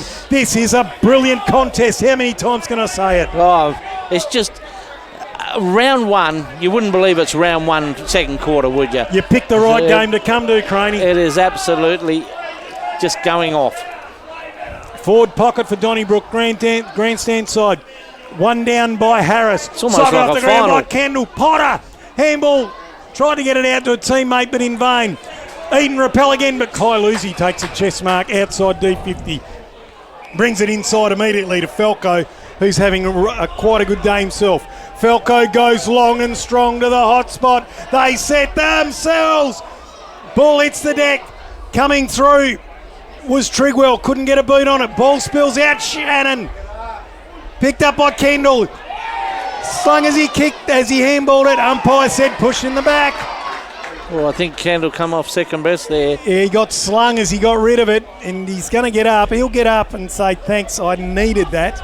And he'll go back and have a shot on goal. There's a bit of thunder and lightning in the background, Al. There's a bit of thunder and lightning all right out here. Kendall is as tough as they come. He's looking sore, Craney. Yeah, I think he lost a boot there, so he's taking a bit of putting he's on. all right. I worry when he stays down that long because normally he bounces straight back up. He's up and about. That passage of play there, absolutely frenetic, wasn't it? Showed how important this is to both these sides. And both sides taking it on, trying to use the corridor. It's all risk and reward, isn't it? I love it. Yeah, take it on. Get rid of the first option. I think that's been a key. Dead in front from 40 metres. Jacob Kendall, the skipper of the Donnybrook footy side. He puts it through. Tough bit of work by the skipper. Yes, he is my favourite player here on the park today. Donnybrook 4-5-29 take the lead of the Eaton Football Club, who are 4-3-27 on the Harvey Norman Electrical scoreboard. It's the clouds have come sort of in here a little bit too, as we get through deep into the second quarter of this game as the music plays. Oh, we've got a great game of footy. We've got atmosphere. I don't think I want to go home at the end of this game, Croney. Around the grounds to Geograph Civil, just as I said, Kerry Parker done enough. 10 goals, 11, 71. Lead South Brumbury, 10 goals, 6, 66. And what are we in? 15 minutes in. 15 minutes into that quarter. So South Brumbury just come from nowhere there because I thought they'd kicked away. Is it going to be another stolen it? Yeah, maybe stolen it. Here we go. That amused the cameraman then, Darren. Be careful. He's not allowed to laugh. He's got to keep concentration. Give us a wave, Jared. Yeah. So they're waiting for what are they waiting for here? Oh, there's an infringement. Must have been a 666 or something. Yes, I see Michael running down into the D50 now, so there's a warning. It was nearly going to be a free kick. Yeah, it is a free kick. Zambonetti's got the football. They've all got to still stay inside the 50, do they? No, now they can go now. He's got the player. Got the footy. Goes inside 50 to Zambonetti straight away. Ryder gets a fist on it. Eaton just tumble the ball out of 50. Hodgson picks it up, tackled immediately. There is no space to breathe on this ground at the moment. That's what I'm loving. The tackling pressure is enormous. Eaton have the free kick, and that's Hodgson. He goes down the wing, spots up his target, Cartledge. Peter Butcher would be loving this contest, I can tell you that, Darren. Absolutely. Cartledge on his chest, comes back into the corridor, finds Ethan Hansen. They'd like him to have the footy a little bit more than what he has had. Then just goes whack inside 50 looking for a target. It's all Donnybrook, however. Oh, met really, really hard was McCosker. Lost his balance, holding the ball. Eaton really, really taking this game on. I've seen enough to suggest that I'm going to be not too far wrong in saying Eaton are the big improvers for this season, Darren. Cox is going to win. He's won the free kick for holding the ball, and he's going to kick it from dead on 50, 45-degree angle, right side for a right footer. Breeze at his back. In he comes. Goes around for a bit of extra distance. Has hung it out to the breeze. Gets to the line, and it's smashed over by big Clayton Giblet. Yeah, good defensive unit. What a bad kick, though. Really he set it up nicely, didn't he? He put it out in the breeze nicely, and the breeze brought it back. Just didn't quite have enough legs. Interchange bench, thanks to Harvey Norman Furniture, is getting a very busy little trolley way down here. I think Cox's tackle there could be a big go for the Bunbury Mower Surface tackle of the game. You think that might be? I'll put a tick next to that one, Darren. May as well. Might be the only one I remember. Here comes Gibber. Brings it out of fullback. Trigwell nearly gets another one to stick. He likes it right in front of the grandstand, does Zach Trigwell. Yeah, if you're going to take a big grab, there's a good spot to do it. Going to be thrown up at half-back for Donnybrook. This one's one down by Zambonetti. Ethan Hansen gathers, tries to get it forward, tackled by two. And it's going to be balled up on the half-forward flank for Eaton, left half-forward flank. This game is absorbing. Harrison Zabonetti, two number 29s. Kings takes it, tackled by Felco, former teammates. Thanks to Hyundai, Darren. Keys to summer event is now on. Ball goes up for the Hyundai. Harris, big double hander out, picked up by Fraser of Donnybrook, throws it over his shoulder towards the boundary line. Felco takes the mark. Good gutsy mark on his chest in front of Kent. Felco just points down the line, so set yourself, Zach Trigwell. It's tailor-made for you, but no, it goes over the head of Lucy. Trigwell gets the crumbs, gave it to Kendall, who kicks it out on the full as he was hit by Collard. Anthony Hansen, who has the ball in his hands again. He won't waste it. He's been very, very impressive. Right in front of us here on the wing. Comes around, drives the ball forward up to the half-forward flank. They fly. No one can take the mark. Oh. Handball comes out. Zambonetti gets it to Lucy. That's Bo Lucy, and Ethan Hansen chops it off. Umpire says play on. Goes backward to Nylander, who's in the centre circle. No one at all in the defensive 50 for Eaton. Goes out and finds... that was Pickett. Mark takes a mark on his chest for Eaton. Still too far out to score. Looking for options. Goes into the into full forward. Now Humphreys gets hands on it, can't mark. They're streaming through. Comes back to Kailusi, gets it on his left foot. Umpire's found a whistle, and there's going to be a free kick to Donnybrook in the left back pocket. He found a whistle. That was handy. It's good if you're an umpire. Very handy, a bit of a weaponry. I won't tell you what tune it was either. And that is it. It is half-time here at VC Mitchell Park. And on the Harvey Norman Electrical Bunbury scoreboard, it is 4 goals, 5-29 Donnybrook to Eaton, 4 goals, 4-28. A magnificent half of footy to start the Southwest Football League season. We'll be back after the break. And welcome back to SEN Spirits coverage of the Southwest Football League. Thanks to the Hollow Beach Bar and Grill, what a great spot to sit and have a quiet little bevy and a nice little feed. At half-time at VC Mitchell Park, Donnybrook 4 goals, 5-29. Lead Eaton 4 goals, 4-28, which has been a magnificent game of football. Just a quick around the grounds for Geograph Civil, and I'm not quite sure how they did it, Darren, but South Bunbury have pipped Kerry Park 11 goals 6-72 to 10 goals 11-71. They come from nowhere. Our cameraman said it's over, it's done, it's final, and that is the score. So big win to the Tigers there. there. They are the masters of coming from behind and snatching really spirit-rising victories. They are the masters. I tell you what, this game has got everything. Round one, the first half, and this game is like a final. There is a terrific atmosphere. The ball is moving along 100 mile an hour, but it's the work rate. Yeah. It's the work rate of the players, and they're not prepared to get rid of the ball. No. They're waiting till they got an option. When they get the first option, and they go to it. It's skillful, but it's also contested. There's a lot of feeling out there at the moment, Craney. Both sides cracking in at the contest, and then both sides really quick on the outside, having their moments. And both sides got good support here. We heard the Eaton players coming off the ground. Their supporters were getting right in behind them. They are up and about, and we are in for a cracking second half. The atmosphere here is electric in these magnificent news. And it's a Peter Butcher Cup, and I knew Peter very well, and I can just imagine him looking down going, this is what it's all about. This is what footy's about. It's just he loved the physical contest and the way players are going about it. Just a reminder, the Tigers have got over the Panthers at Hands Oval, and it is a 1-point ball game here at VC Mitchell Park. And Darren, we're going to take a quick break and come back. Thanks to the Hollow Beach Bar and Grill. It'll be a great spot, and good day to everyone sitting there back having a nice feed. We'll be back after the break. Welcome back to VC Mitchell Park. This is SEN Spirits coverage of the Southwest Football League, and it sees Donnybrook with a 1-point lead at half-time. Donnybrook 4 goals 5 lead, Eaton 4 goals 4-28. Thanks to the Hollow Beach Bar and Grill for your support this afternoon. Goal kickers for Donnybrook, 1 to Falco, 1 to Trigwell, 1 to Shannon, and 1 to Kendall. And for Eaton, 1 to Piggott, 1 to Jackson Kidd, and 1 to Greg Humphreys, as well as Jackson Cartridge has 1. And boy, we have been spoilt with the quality of football. Now, Darren, I'm going to get you to introduce this because I know this is your favourite segment. We want a big moment with who? Buckingham the Butchers.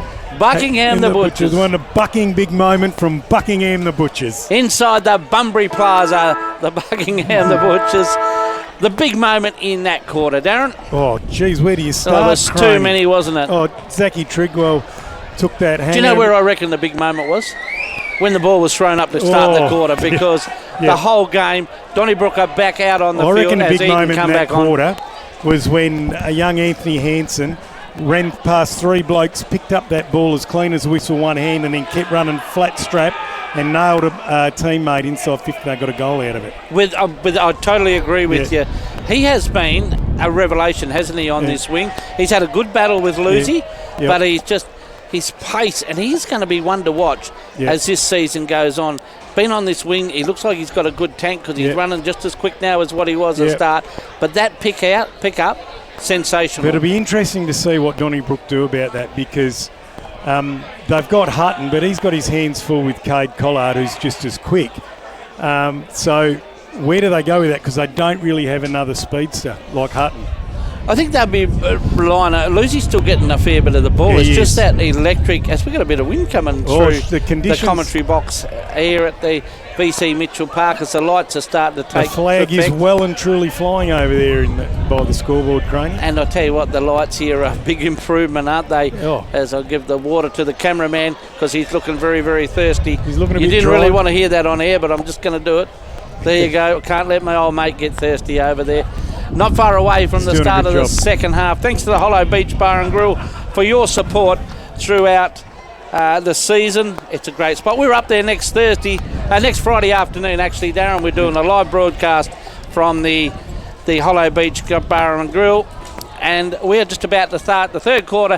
Thanks to LJ Hooker Property Southwest is expanding. They now have offices in Dunsborough, Busselton, Collie and, of course, Bunbury. Third quarter action underway. Darren McDonald. And up they go for Hyundai. It's Gregory and Harris. Gregory wins it down again for the 49th time today. Harris lays over the football and the umpire's going to say, let's do it again. I'll tell you what, the umpires will enjoy a shower after night too. They've been very busy. Ball's one down there by Gregory again. Coming in hard and winning the football was Donnybrook. Then Kendall wraps his arms around Harris. Ball it up for the third time in a row. Look for the free kick here now, Craney. Up they go again. You reckon he's got sick of throwing it up? Gregory. Off the grass it was by Donnybrook. Kings overruns it. Out come Gerard. Got to Pettit. Pettit handballed it to Kendall, who then got taken down, holding the ball by Ben Maguire. No love lost between them two, is there, no. Maguire and Kendall? They're all going as hard as hell. course, Maguire tries to wrong foot him, then nearly ran into Potter, then goes on his left foot and finds a target all on his own out on the wing. Oh, he's dropped it though. The Eaton player tries to scoot it forward. Here's our Picked man up there again. by Anthony Hansen, has a bounce, runs inside 50 on the left boot. Spots out the Donnybrook defender in McCosker. Gee, I like the way Maguire uses the footy. He does. McCosker brings it out here to the grandstand side, and sitting underneath it's Felco, got Harris out of the way okay. He comes up, finds Kendall just behind centre wing. Kendall looking inboard, no options. He still goes into that corridor, and Shannon couldn't take the mark. Felco, though, at the base of the pack, gets it back to Shannon, gets it onto his left boot very, very quickly, goes over the back. Kent looks to favour him, but does find the Donnybrook player into Bonnie. Gets it forward, coming out and meeting it beautifully was Ryder. Hansen goes down. That was Anthony. Trigwell picks the ball up. Picked up by Hutton. He puts it up to the hot spot. Coming out to meet it beautifully is Nylander of Eaton. Picked up, and I think there's going to be a free kick. Dropping it. He did. Pettit has the football. Comes across into the corridor. Shannon all on his own, and you'd think he might be in range. Pettit tells him to have a crack. Well, he's got that little bit of breeze behind him. See, Pettit, any other player could go back and have a shot. But this is what I mean about him being a good team man, club man, always thinking, looking in the corridor, seeing the options and found a beauty.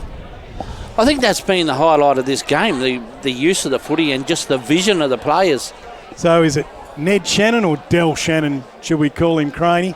In he comes from 50 on the left. It's come off the inside of the foot and she's gone out of bounds on the full. That landed by that nice little Hyundai down there, Darren. Del Shannon might have sung his way through the goals then. Yeah, the Hyundai, beautiful Craney, nice little thing there. And their ball. We're looking for a goal of the day too from WA Carpet Shannon's Supermarket. got claims for that at the moment. He has it, that. For the first quarter. Yes, I've got him marked down here. Ball to be brought back into play by Hodgson. It's a big kick down the wing and a very, very good mark taken there by Anthony Hansen. He's got it all, this kid, hasn't he? He's heading very, very close to our best player at the moment. In he comes. It wasn't the best kick. We put the mocker on him. Donnybrook looked to repel through Felco. Umpire said held without the footy, and Gregory Humphries has it right on the far wing. He goes inside the corridor, hits it up to the top of the 50. Ball bounces overhead. Here's Cox. Goes one way, then the other. On his left boot. Running onto it is Carl Collard and takes a mark on his chest deep in the left forward pocket. Fraser tried in vain, but Carl Collard, beautiful kick by Cox. It was, wasn't it? And that's what I mean about players not prepared just to waste the ball. Collard put a fair bit of pace on to grab that. It wasn't a bad sort of mark. can't see daylight, and then goes into the middle of the ground and spots up a teammate in Kidd. Yeah, Donnybrook won't be happy with that. There was a bit of a lax defence there, left him wide open. Clever and unselfish by Collard. He had every right to kick that around his body 20 metres out and on his right boot, but Jackson Kidd's kicked one from this spot in the first quarter. So he's had a bit of practice, you're saying, Darren. Yeah, He should be able to kick another. The kid from Kingsway. The breeze is a bit different this time, though. In he comes. Off his favoured left. Straight And through goes the up. eye, little cranny, and 2 to the kid. Good unselfish play by Eaton. And they hit the lead on the scoreboard thanks to LJ Hooker Property Southwest. Donnybrook 4-5-29. Eaton 5-4-34. Yes, and a good start to Eaton as Harvey Norman interchange bench is getting worked up a bit. There's a little bit of an issue with the LJ Hooker Property Southwest scoreboard, Craney. Oh, the 4 was going in upside down, but he's realised that he's fixing that up. No, he's right onto it. He's fixed it up. All right. Game on, as we say. Back into the middle for Hyundai. Gregory and Harris go at it. They've made the change in the ruck, Craney, because Thorne was getting outdone by Gregory, but Gregory still wins it down. Kendall emerges from the middle of the ground and goes bang to the hot spot. Trigwell can't mark. The ball goes forward. Pettit came off his foot. Getting in over it's Gerard. Dives on it. Trying to get the handball out. Right with him was Ryder. Ball somehow comes out to Fraser. Goes for goal on his right boot. Oh, he's given it a just misses given it to a the bit of near a sniff, side. didn't he? So Donnybrook 4-6-30. Eaton 5-4-34 on the LJ Hooker Property Southwest scoreboard. Yes. How many officers has they got these days, Craney? I think they got the Southwest covered. Yeah, we have Dunsborough, Bustleton, Collie, and of course Bunbury. Ball brought back into play by Nylander and taken beautifully by Isaac Bedford on the half-back flank. Drives an absolute worm burner into Kai Lucy, who takes a mark on his chest. I've liked the way he's moved, Kai Lucy, today. He's moving. He gives option, doesn't he? Moving like a really good centre forward. As Potter. Covering the ground. 45-degree angle, Craney. Right side for a right footer. He's going to have to hang it out to the right and let the breeze bring it back, and he'll be kicking from about 45. It's hard to see the white line now that's got a bit darker. In he comes. Bo Lucy goes bang from 50 and the breeze takes it right across for a behind. He should have listened to Darren McDonald. Just around the grounds for Geograph Civil. South Bunbury. They stole it, Darren. They stole in your it. words. They've stolen it, Brady. 11 goals, 672 have defeated Kerry Park. 10 goals, 11, 71. And won a game where Kerry Park were in the lead for a majority of that game. They are the pros. They are the reigning premiers, South Bunbury, and there's a reason for that. So the ball is on the far half forward flank for Donnybrook as it comes back into play now. Gregory was Zambetti went up, but it missed both ruckmen altogether. Picked up by Perkasic. He's had his hands full tonight. Got it back to Kendall. Kendall to Kai Lucy. Outside of the left boot. Tumbles it forward. They all fly. A very big aerial contest. Emerging was Kent. Goes backward to Hodgins and he... Kings it was, and he puts a big up and under in, and that was a great mark to Gregory Humphreys. He knows how to take them. Putting that down for our CPR Outdoors chance for mark of the day. Yep, I'm with you there. Really good mark. Had to stand under it. Now he's got it out to Carl Collard. He goes back on the right boot. He finds, I think it's Mitch Kings. Yeah, we're just in that time. The lights are just taking over. And then Mitch Kings spots a teammate further up the field. Just out on that far side, hard up against the boundary line. Harris receives a mark on his chest. Still too far out to score. High half forward flank for Eaton on the left side. He goes on the right foot to the top of the 50. Oh. Good lead, can't quite mark. Umpire's found a free kick. Yeah, he just got into It's his... going to Cox. Yes, it is going to Cox. His elbow just dropped down as he done the spore. A little bit unlucky, but... He's a good mover, this bloke, He Craney. absolutely is. He's almost dead in front, and he'll have to kick it from right on the paint into a fairly stiff breeze now. In he comes. Cox goes from 50. Nice strike on the football, but it goes to the right. No trouble with the distance. It's very hard down that end, isn't it? Yeah, it's hard down both at the moment. So they just creep one more point ahead. They're 4 points ahead now on the LJ Hooker Property scoreboard. This game has had everything, and both sides still going at it head-to-head, Craney. No one can get the game on their terms. Thanks to MGIB, like a good neighbour, MGIB. They are supporting Craney's expert comments here tonight. As Fraser just took an absolute screamer, another contender for their CPR Outdoors mark of the year. That was nice and clean, wasn't it? Set up beautifully by Giblet, who took the mark on his chest and out centre half back. Goes way out the other side. Finds teammate out there in McCosker. McCosker tumbles one down the wing. Clean bowls a lot of them. Ball's now in dispute. Picked up by Kendall. Got it to a teammate who hacked it forward. Ball's now favouring Donnybrook. There's Perkisic. What can he do? Nothing. Trigwell comes at it. Probably could have been held without it. Nylander's there. Picked up by Perkisic. Kai Lucy sets in sights. He goes bang straight through from 35 on a tight angle. Kai Lucy gets his first for the night. Donnybrook 5-7-37 hit the lead. Eaton 5-5-35. Donnybrook having a slight breeze. So that is on the LJ Hooker Property scoreboard. That's the one. We this game just keeps on giving. It's starting to open up a little bit on the goal scoring, the face of it too. For a free-flowing, well-skilled, fast game, there's only 5 goals apiece, but it's just it's so defensively tough. Our man Jacob Kendall at the bottom of the pack again, providing that opportunity for Lucy. He loves the hard work. He loves the coalface, Jacob Kendall. He's ideal for a Peter Butcher Cup game, no doubt about that. Yeah. You take him into a final, and you did say that this is a finals-like atmosphere. It's sort of finals-like, isn't it? Clayton Giblet giving Gregory a chop out, goes up against Harris and wins it. Gibber, good to see him in the middle of the ground. Kendall tackles his opponent. And Kyle, the ball is just, it's like a hot potato in there. I haven't got enough time to call the names as Harris wraps up. Who's on the ground? Perkisic? Jared O'Brien will be worn out with the camera work this afternoon. He's nodding his head, he is. Perkisic is a great player, but I've never seen so much concentration than on his face. Sorry, we're talking about footy? Perkisic hasn't been able to get any spaces. Clayton Giblet clears his own ruck. Oh, that's a great very grab. Good mark at the top there by Gregory, who's resting at centre forward. Tried to look for an option, but I think he might just go whop. He does to an open goal square, sitting over got a the man back. over the top. Gregory says thank you very much for coming, and Donnybrook are up 2 in a row. 6 goals, 7-43. To Eaton, 5 goals, 5-35 on the LJ Hooker Property scoreboard. He did that well, the big fella. He looked for the options, and there was a vacant square. Even if it hadn't made the distance, a Donnybrook forward was running into that space anyway, but he cleared the pack, runs through for a very, very good goal. He's having a good night, Gregory.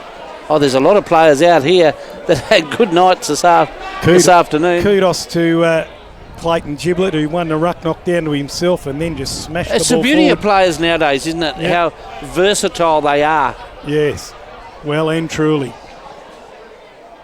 Rightio. What's going to happen in the middle of the ground here for Hyundai? Can Eaton get one against this tough breeze? Because they will come home with a handy breeze. We're looking for the tackle of the day too from Bunbury Mower Services. Plenty of those, Craney. Well, I've got 40 million ticks on here, so good luck to that, Darren. Plenty of those, Craney.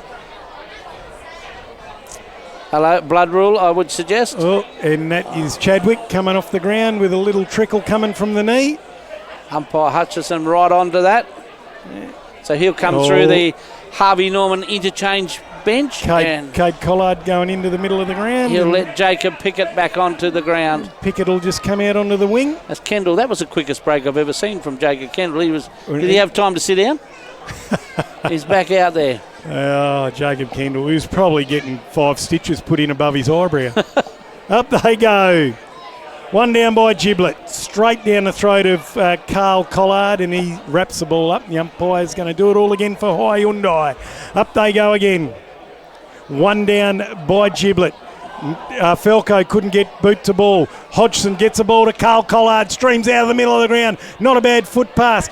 Picked up there beautifully by Cartledge. Tries to get it back to Maguire, but intercepted beautifully by Bo Lucy. Kai Lucy just runs into Cartledge, bounces off him and then lays a tackle on Maguire. There was some collisions in that little heated passage. Was there? What, Craney? Have we got collision of the day for Southwest Smash Repairs or something? Up they go. It's centre half forward for Eaton Football Club. Tell you what, these players are going to know they've played a game of footy. Are they? What? It'll take them. Have they got a bye next week? Because they'll need one. Still at centre half forward. They scrimmage over it. Just really, for this game, Craney, I want Eaton to get the next goal. The game needs it. Up they go. One down there beautifully by Thorne. Ball skies up into Eaton's forward line. They all fly. Carl Collard on the ground. Couldn't quite dispose of it effectively. Smacks it forward. Coming out, Ethan Hansen. Great handball. Back to Carl Collard. Lays it on the right boot. Doesn't make the distance. No one can mark it, and it goes through a behind. Whew. Don't forget, Eaton will be coming home with a little bit of an aid in the breeze, although it's a bit cross ground. So. How slick was Ethan Hansen's handball to Carl Collard? Absolutely. Ball comes back into play by Donnybrook as they bring the ball through Hutton out of defence. Hits it up the wing. Goes over the head of the pack. Cox is there, but Fraser gets the ball forward again. Tumbles it forward. Donnybrook doing it not attractively at the moment, but they get the ball up. Kendall can't handle. Umpires said incorrect disposal, and a free kick going to Eaton. Is it Ryder? Ryder brings the ball back to the pocket. And that was Nylander. Gets the ball. Here's the little excitement machine in Anthony Hansen. Has a bounce. Brings it out wide to the wing. Getting after the footy was Cade Collard. Gee, plenty of eyes from down there, isn't there? Oh, is there what? They're getting right behind their team. Adcock couldn't quite get to the footy, but Cade Collard saw it over the line. Ball to come back into play. Giblet and Thorne to go at it. Giblet wins it down. Falco attacks it with vigour. Potter can't get a handle on it. My mate Kendall gets the ball out only as far as Cox. Tumbles it forward. Evades them all. Really good effort there by Cartledge. Picked up by Lucy, who's smashed by Cartledge. And then the ball, and he's won a free kick. Cartledge for holding the ball. And or incorrect disposal, rather. So Cartledge is going to come back. It suggests he's too far out to score. It'll be from outside 50. No one's moving, and Donnybrook have plugged the holes well. He just goes to the top of the square. They all fly. Oh, it was nearly a screamer from Humphreys. Ball hits the deck now. It's like flies around a honeypot. Carl Collard and Kai Lucy read it best in the square. He done that very well, did Lucy. It's not his first rodeo, Craney. No, he just seen the danger, plonked himself in the hole. He runs out now to that left back pocket, goes up the wing, clears the pack and bounces over the line. Donnybrook out of trouble for the time being. And on the LJ Hooker Property scoreboard, it is Donnybrook by 7 points. Ball, how many minutes gone in this quarter? We wouldn't know, would we, Craney? Probably halfway through it. We're on the half forward flank for Eaton, grandstand side. Ball comes back into play. One down there by Thorne of Eaton. Ball comes to Giblet. Gets a handball forward and finds Kendall. Kendall looking for someone to give it to. Potter keeps running, does well. He gives it out to Pettit. Pettit's on his left side. Beautiful left foot pass. Puts it out in front of a teammate and takes it on the chest. Gee, that was well worked down the grandstand wing. Nice little chain of handballs. Gerard goes in looking for the corridor. Don't know it's about a that, big though. up and under. They stand underneath it. Easy mark for Harris in the end. Harris goes back, plays on immediately, running to the far side of the ground, and he's looking for Hansen, who has got a little bit of toe. He takes on Shannon and goes. You wouldn't want to chase him, would you? Away he goes. Hutton's getting after him. He shakes that. A bit of shake and bake. He's had his third bounce, and then goes whop to centre forward. Carl Collard can't take the mark. He gets it off the deck though, gets it to Cartledge, handballs it forward to Maguire, Taylor made for him, puts the afterburners on, left foot dribbler, hits the post. Oh, Craney, the build-up, it's the hope that kills you. Gee, I tell you what, I thought he would have had that too, a bloke of his class. but just failed to hit the post. Jeez, how was a little shake and bake from Anthony Hansen? I thought Hamish Hutton had got him there, but he just managed to get away. Yep. Ball comes back into play from Donnybrook. They fly right on the point of the square. Ball spills out to Perkisic. Clever he finds vision. Potter. I like this player. He moves well, doesn't he? He does. He chips it up the wing. Good lead from Pettit, who can grab it and go, but slips over it at the moment. Last minute. Comes back. Left foot. Goes whack. Finds a teammate on the chest. I think it's Falco. It is Falco. Falco wheels around right boot. Goes to the hot spot. Seems to be the formula. Big fist over the back from Eaton and away they go again. Here he is, Cade Collard. Gets it to Chadwick. Striding through the middle of the ground on the right boot. Ethan Hansen. Great gather by him. Tackled immediately. Gets it to Carl Collard. A rider who's having a say.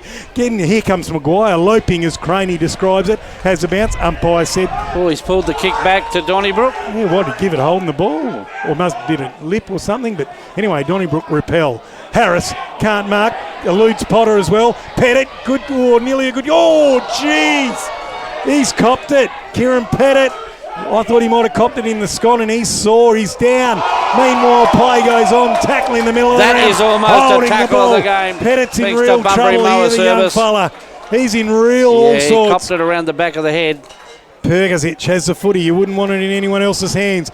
Goes bang. Oh, that's a kick and a half. Right foot, and he finds a teammate on the chest. I think it's Gerard. No, it's Fraser. That ball covered a lot of distance there. Oh, Pettit's all right. Pettit's all right. He just shaked his head, Darren. He's all right. He's from the North Midlands, mate. He's made of the right stuff. A couple of years ago, we seen Fraser win the game in the last quarter when he was a young fellow. If you remember sitting out with us, so he's a very good kick of the footy is Fraser. Almost dead in front, Craney, and he'll kick it from about 40 on the right side for a right footer. Has he given it an half? He has. And Donnybrook stretched their lead by another 6 on the LJ Hooker Property scoreboard. It's 7-7-49 to Eaton 5-7-37. It's a 2-goal ball game, and Craney, Eaton need the next, even though they will have a breeze. That was good by Percy because before they were going to that hot spot, if you like, but it was too far out for the hot spot. Eaton were reading it. And once they lose control there, Eaton had full run of the middle of the ground. Yeah. If you're going to that spot's got to be a lot deeper than the one they're going to. They're going to just about a true centre half forward, and that'll open up the ground for the opposition. With a turnover, and it doesn't put enough pressure on the defenders when you go too shallow. That's exactly right. So that was good. It went deep and got in behind the Eaton defence, who, by the way, have been very good today. Yeah, well, geez. Both defensive units have been good, haven't they? All over the ground. Forwards have been elusive and hard-working, and defences have been dour.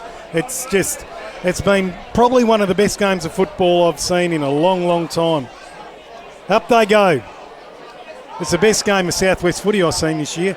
Away goes Perkisic. He's buoyed by his last assist for goal. Finds a teammate there in Falco. Gets a handball onto the running Giblet. Spears it into centre half forward. And Harris takes a mark on his chest. Impressive player, this bloke. He is, isn't he? Very versatile as well. Yep.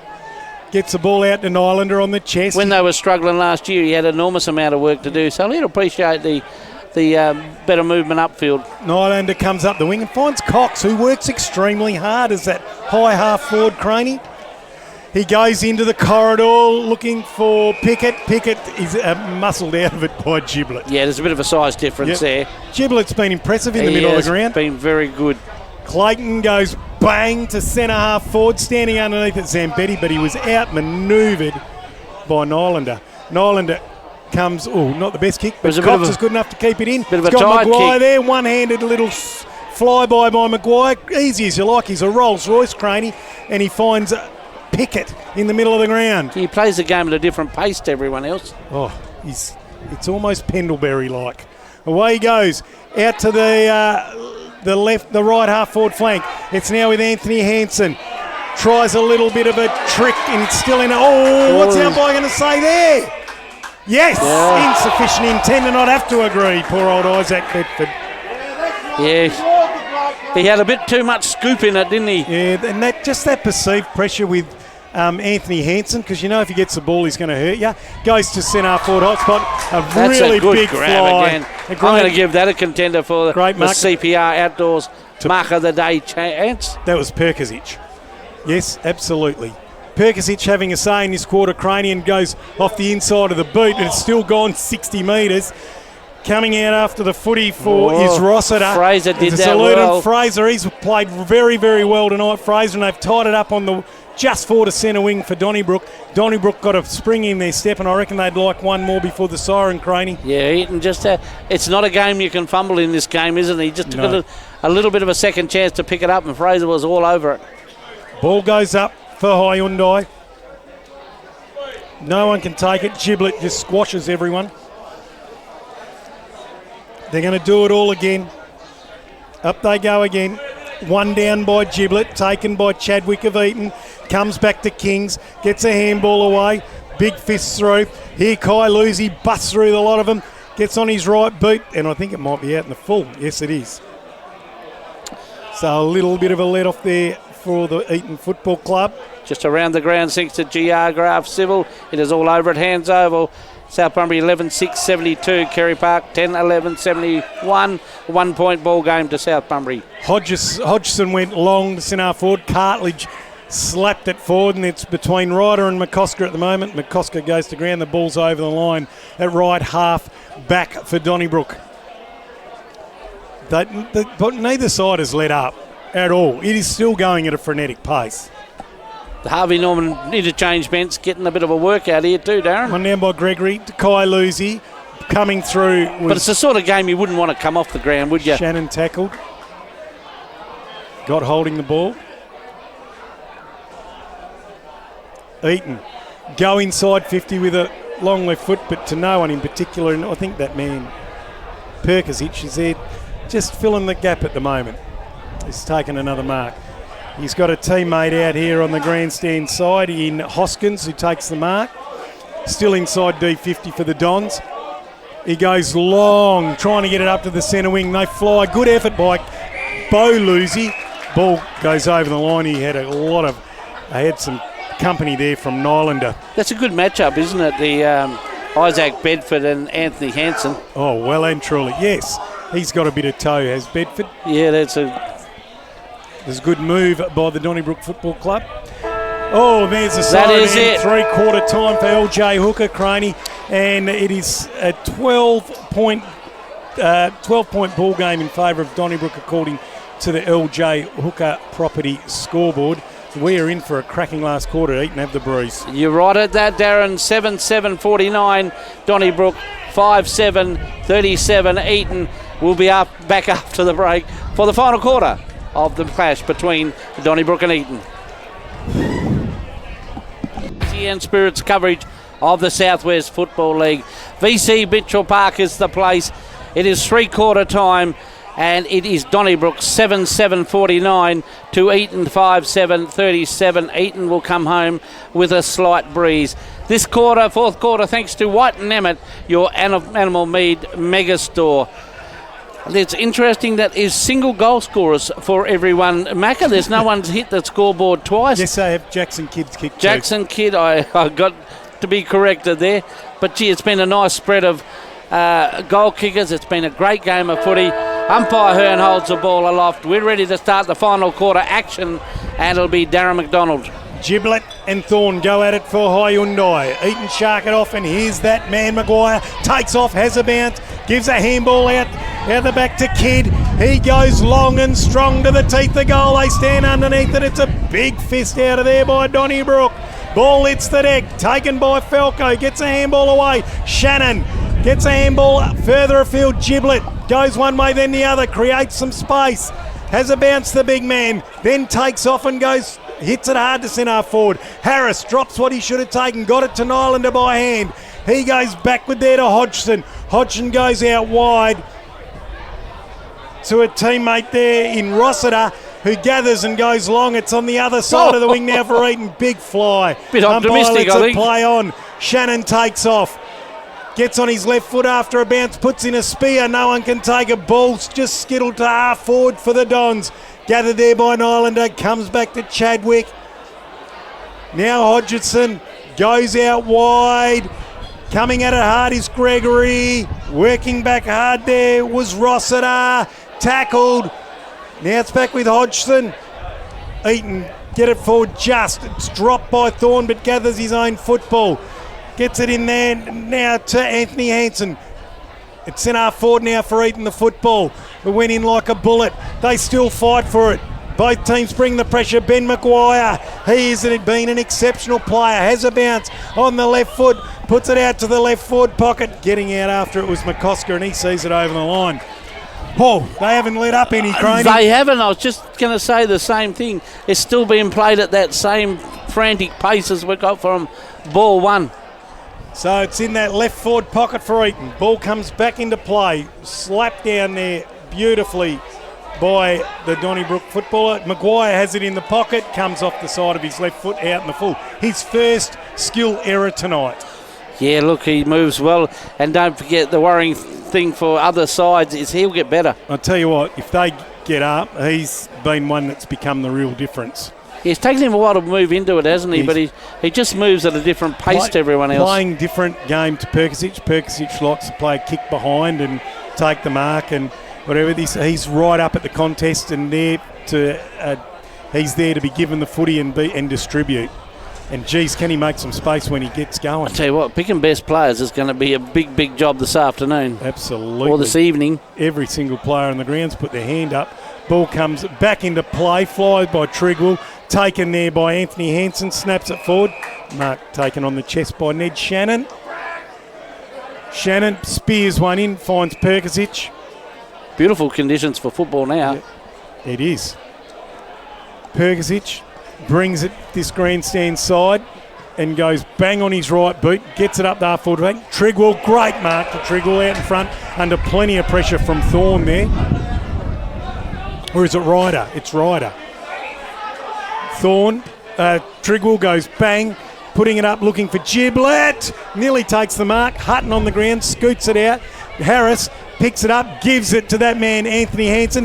Bullet-like handball to Maguire, who ignored Chadwick, then takes off, has two bounces, has three, getting over the ground very quickly, puts it out in front of a teammate in Humphreys. It eludes him, but Humphreys keeps it in play, picks it up clean as you like, and then he's got the goal. No, he hasn't. He was trying to talk the umpire into it. Would have been a great contender for WA Carpet Supermarket. He bellied the ball. What a great bit of play. Maguire, jeez. You know, he looks like he lopes, but he just started to move away from all the Donnybrook players. Big strides.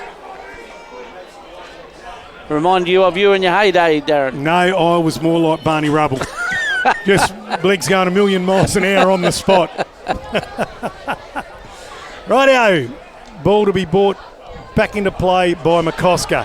He goes bang. Fraser flies, can't take the mark. On the ground was Hutton, gets on his boot. He's been busy, hasn't he? Yeah, he's had a busy game. Hamish Hutton, good to see him back in good form. Yeah, played well. He's also had his hands full with his opponents. Ball to be thrown in on the half-foot flank. But that's the beauty of this game. All of them have had their moment in the sun. Absolutely, they have. Ball comes back into play. Giblet wins it down. Maguire can't get it. Hutton does. Good handball by him to Perkisic. Perkisic throws it out in just to open grass. And it's kept in very, very... Oh, gee, I thought he kept it in. Did Rossiter, and we were right there, Craney. Good on the boundary umpire. Called it like he's seen it. Rightio. Right there at the interchange gates. Ball comes back into play. Giblet and Thorne. Giblet wins it down. Thorne goes ground. Maguire picks it up. Giblet tackles him. Kendall scoots it out to Falco. Falco's had a good day in the sun and under the moonlight too. Gets the ball down to Potter. Potter's there at St forward, busy as a beaver. Gets a handball out. Ryder intercepted it very well. Got a handball over his head. Fraser can't get a handle on it. Now the ball spills out there. Oh, umpire's found a free kick. Incorrect disposal, and Harris wins a free. The Donnybrook members don't like that one. DeBonnie was running into an open goal. Now, working very, very hard. He missed the target then. Here comes Kendall, cops a shirt front from Collard. Umpire says high. Collard probably should have taken the option to tackle, but he dropped the shoulder. And once again, your man gets up. Yep, gets up quickly. He thought about it, thought about going short. Perkisic is still on his own if he wants him. Yep. Oh, I can't quite get a handle on it. Collard comes through like a bulldozer. Eaton emerged with the footy. Head over the football was Hoskins, and they've tied it up at centre half forward for Donnybrook.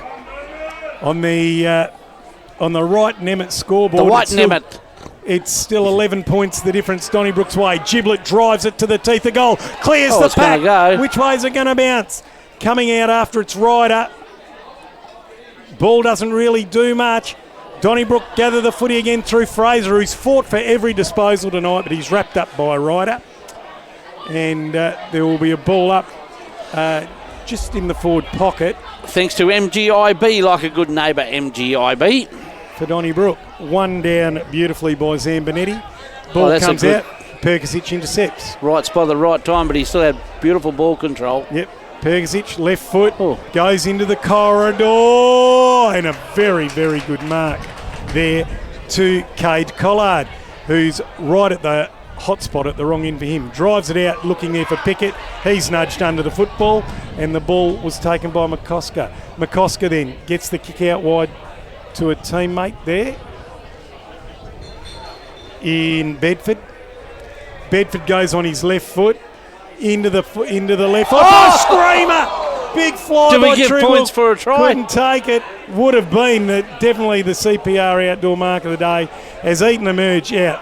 Maguire's got it. Something good should happen here. He's tackled, gang tackled, holding the ball. Macca, I reckon we've just seen our Bunbury Mower Surface tackle of the day, because very rarely does Maguire get caught, and he did that very well. Kept it under control and got the free kick. By his direct opponent, Perkisic, and I reckon that could have also been Crania. Buckingham the Butcher's bucking big moment.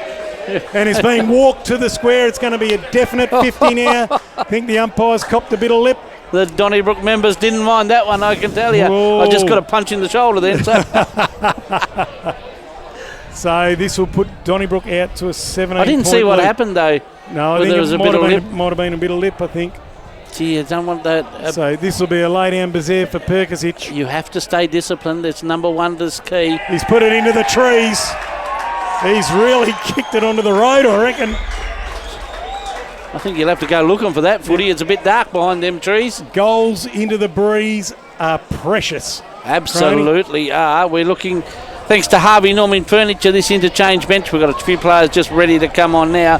It's been a terrific night in this magnificent new stadium here at VC Mitchell Park, a community centre. I don't know whether you've seen out the back, Darren, but it joins up to the tennis club. Absolute magic place. On the right, Nemeth scoreboard, Craney. Donnybrook 8 goals, 7, 55 to Eaton. 5 goals, 8, 38. Eaton need to get a wriggle on. Donnybrook have been dour. Starting to get on top now.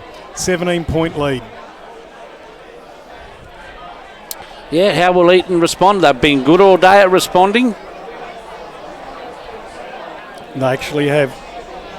Donnybrook just starting to edge their way on top in this contest. The ball's back in the middle for Hyundai. Or no, it might still be on the road getting hit by a Hyundai. They might need one to bring it back. Yeah, they're asking for a spare football. We want a spare footy. SEN Spirit, is that a job to carry the spare footies? Jared O'Brien, one job today. No, he's doing a good job on the camera work. Just a quick around the grounds too. Darren for Geograph Civil. That means Macca. South Bunbury 11-6-72 have defeated a very valiant Kerry Park 10 goals 11-71. I venture to say we weren't there, but I reckon that would be the only time that South Bunbury hit the lead, and we aren't able to get a score from Brunswick Oval, so not quite sure what's happening down there. But the good news is we've found another footy. I reckon Perkisic did that on purpose so everyone could have a little bit of a breather. Well, they need one, Darren. Yeah. It's been a hectic game of footy. Thorne and Gregory back into the middle of the ground. And the ball's going to go into the air for Hyundai Craney. They got a keys to summer event. It's on now. This one's won down by Thorne of Eaton. He hasn't won too many today. Here's that man, Anthony Hansen. Picks it up, away like a will-o'-the-wisp. Gets it out on that far wing to his lookalike, Cade Collard. Cade Collard just chips it up. Finds Ethan Hansen, who's been handy in his first game for Eaton. Chips it into the half-forward line. Finds Maguire, who's been outstanding tonight. In he goes, puts in the foot pass. No one can take the Oh, mark. I Yes, think they he's do. taken that Really mark. good That was a mark to pretty handy mark. McCosker So I'm going to put that one down as well. A chance for our CPR mark of the day.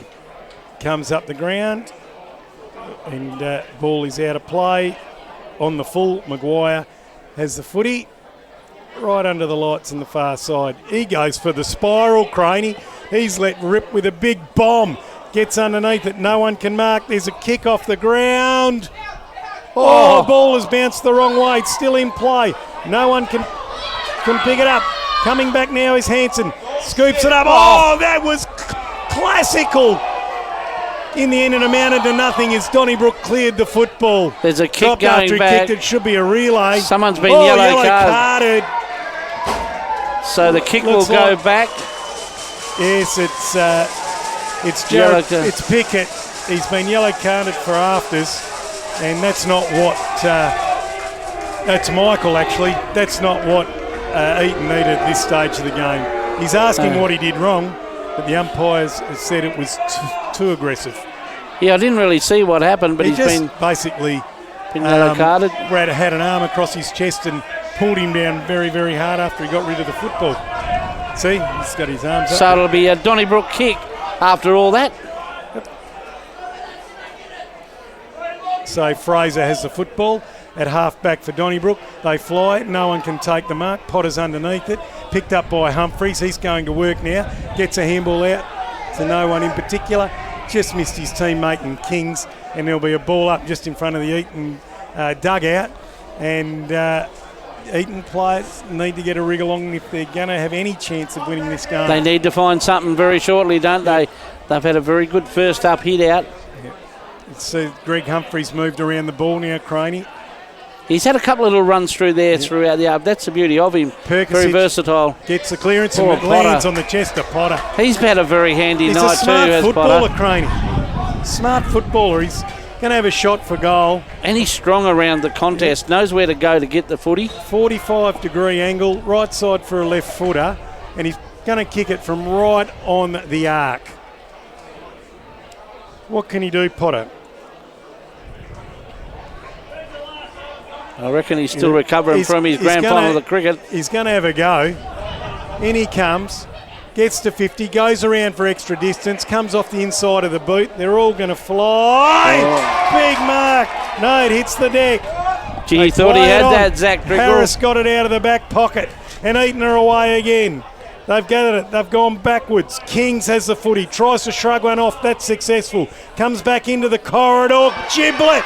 It's true. He's had a monster forward. second half as Clayton Giblet. He puts in a worm burner. And coming out to meet the footy with the Donnybrook players. Couldn't meet it. Ball's kicked away by Humphreys. Finds Maguire. Marks it out just behind centre wing. He comes in. He looks to centre forward. Giblet's there with Pickett. Pickett wins out here. Gets the ball off the deck on his left boot. He's got a player in space. I think it's Hansen. It is. It's Anthony Hansen. Grabs it inside the line one way, then the other. So clever. Great to watch. Gets it back off the ground. Gets a handball inboard. They're moving pretty well. Cox takes it over the line. Geez, a will of a wisp, isn't he? Yeah, Some of the skill, he just couldn't find that little bit of an opening he has wanted to get off to the races. Had two to take on and tried to get around and give himself space on the right foot when he probably should have kept going left side. Ball's in the forward pocket for Eaton. They need a goal out of this 4-0 forward, Craney. Giblet and Thorne. Giblet gets the ball down, taken by Fraser. Handballs it out. Hutton got it there to Pickett. Ball spills out now. Here's Kent. He's tackled. Umpire says I'll have it. And there'll be a ball up on the left half forward flank for Eaton. Still ferocious, isn't it? Out there. It was a good tackle. One down by Giblet. Taken by Pickett. Spirals it up to the teeth of goal. No one can win the football. Head over the footy was Adcock. And he sees the footy over the line. Deep in the forward pocket for the Eaton Boomers. Well, they're not giving up the Boomers, but they need to have some success on the scoreboard. Ball comes back into play. Ball's one down, picked up by Maguire, outside of the boot, tumbles it forward. Ball spills out, only as far as Bo Lucy, get and he after just that. goes bang. Getting after it now is DeBonny, picks it up, wheels around, out turns his man, comes in, and there's Kendall on the chest. He's fought hard tonight, Geez, they've Jacob got men Kendall. out. And here's Potter again, right in the centre circle. Comes around, play on now, goes on the right boot, demands a teammate to come to it and puts it right on his chest. Trigwell gets a handball away to Kendall. Kendall throws it to Potter again. Potter on the left foot and sitting underneath it. Maguire just at the last minute. The Donnybrook player came in and spoilt the party, but Kent takes a mark on his chest for Eaton on the left half-back flank. Chips it up to Kings, who's gone wider. Ooh, he almost kicked that outside the field of play. Giblet stands underneath. Big, strong mark. He's had a very, very good second half. He'd be warming to one of our best players, Craney. He absolutely. He's been strong around the contest. Big Gibber goes whack with a drop punt. Oh, it's that out one's on the probably not his best kick, Gibber though. like a rap. Yeah. Kicks it straight out of bounds, a full. Rightio, Kings to bring it back into play. Mitchell Kings. Rightio. Kings is going to go back to Maguire, who's all on his lonesome, just outside D50. Puts in a stab pass to Ethan Hansen, who takes the ball on his chest on the left half-back flank. He goes into the middle of the ground, finds Greg Humphreys. He's still behind centre. Now they've got someone on the outside over the far side, and away they go. Mark on the chest. That was Nylander. Gives it. He thought about giving it to Hodgson. Now he does. Hodgson's made good play. Pick it up and you're away. He does. Just inside the field of play. Puts up a big up and under. Gets it to the half-forward flank for Eaton, and now it bounces. Coming out and attacking it hard was Carl Collard, but the ball is then gathered by Pettit and puts it forward. Greg Humphreys takes it in the middle of the ground, tumbles it forward, didn't come off the foot best, and it's at centre half forward for Donnybrook. All players converge, and there'll be a ball up at centre half forward for the Dons. A few tired players out there now, Darren McDonald, and they've got every right to be. This game has been played at a fierce pace right from woe to go. Ball goes up into the air for Hyundai. Giblet can't quite get clear, but on the right Nemeth scoreboard at the moment, Craney, it is 17 points to the Dons. As the Dons clear it, comes out to Kai Lucy, gets a handle on it now. Handballs forward to Gerard. Gerard in turn gets it onto a teammate. They come through the middle of the ground. Very, very good mark to Trigwell. He's getting better as the game's gone on. Done some good things. Had some bucking big moments from the Buckingham Butchers. Goes inside 50 now. Looked like that was Pettit. The ball eluded. Kent brings the ball out of play. And there's that man Maguire on the point of the square. Gives a handball off to Ethan Hansen. Ethan Hansen goes long with his right boot, looking for Anthony Hansen. Great mark by him, pound for pound. Takes off now, has a bounce. Goes into the teeth of goal, finds a teammate. Oh, I thought he could have been a mark. Yeah, no, he'll get paid that. And that's going to go. Needs to go back and drill this one for the Eaton Footy Club. He makes something happen, doesn't he, young Hansen? Yep, Cade Collard. Always quick to play on and very sleight of foot and sleight of hand. Good but doesn't waste the footy either, which I'm liking. Cade Collard dead in front, going to kick from 40 metres. Eaton desperately need this goal. In he comes. Let's go from 45. Good looking kick. Umpire says, well done, Cade Collard. As on the scoreboard, it's Donnybrook 5-7-55 to Eaton 6-8. 44. Thanks to Wright and Emmett. That was a good bit of maths there, Darren McDonald. Yep. Just as well you were a teacher. They needed that, and they need to get another quick one as well. So it's back to 11 points. And they're still in this game, Craney. If Maguire can get a quick clearance, he'll have to read the tap at Giblet because, Harris is in there now, but Thorne has been soundly beaten at the Hyundai ball-ups all night. Yeah, we haven't got centre clearance stats, but a clearance around the ground wouldn't be too far off either side. No, they wouldn't. Up they go for Hyundai. One down by Harris this time. Worked really, really well. Kings gets a toe on it. They just push it forward. Working well was Adcock. Finds Ethan Hansen in the middle of the ground. Ethan Hansen in plenty of space. Was there another twist to this story? Puts it out to a teammate. in Hodgson. Hodgson goes to centre half forward trying to find Humphries. Kai Lucy puts his head over the footy. That's the only way he knows. Kendall shovels it out to Perkisic. His handball intercepted. Umpire said incorrect disposal. And Eaton come up with the footy. They need to dispose of it well. It's Carl Collard who's been impressive, Craney. He has, back to his very best this afternoon. And this will test him, though. This is a long way. He'll be looking for something short, and he's gone. Gone to the hot spot. Oh, there's mark taken. It's an Eaton mark, surely. No, umpire said they all had hands on it. I thought Adcock might have taken that. I thought Adcock just about had clean grips on it. Well, I had the binoculars up, Craney. I reckon he did. Up they go. Giblet wins this one down. Falco can't get a handle on it. Maguire will. Coming out to meet him is Bedford. Gets it over the top there to Anthony Hansen. He can make something happen. Goes underground. Harris can't mark. Ball's now rebounded by big Clayton Giblet. He's gone. Bang! Ball hits the ground. Is it insufficient intent? Umpire said, yeah, throw it in. He nearly tricked us, Hutchie. It's a bit of theatre from the old-timer. No. Hutchie went with the one hand and then brought the second one up at the last minute. He got all the crowd going, didn't he? He's got a sense of occasion, the old-timer. His old man struck. Would have been a pretty tough call if it had been. Here goes Harrison Giblet. Giblet wins the ball down. Taken by Chadwick of Eaton. Gives it to Ethan Hansen. Head over the ball. Lightning handball out to Chadwick. Can't quite get a handle on it. Ball's over the line right in front of the Don's dugout. We might run through a few of the awards while we keep going. Might only have 5 minutes left, I reckon, Craney. Linmar Bearing Equipment and Geograph Industrial Supplies. We'll just run through, I reckon, because our time is going to run late. I've just got a message through my ears, so it's all right. Our man in the studio is doing a fantastic job. Gibber wins the ball down with Harris. Head over the footy was Hutton holding the ball. Was it? Oh, it was Perkisic. Holding the ball. Ethan Hansen wins that tackle. Gives a handball off to Mitchell Kings. He goes off the inside of the boot, but it might work out okay. Humphries can't mark it. Ball bounces. Taken there beautifully by Donnybrook, and they clear the ball again. Get under that one, Darren. Underneath it was Fraser. Hodgson was with him from Eaton. They're trying to clear the ball now to Donnybrook, and they do it very, very well. Coming through the centre of the ground, working very hard.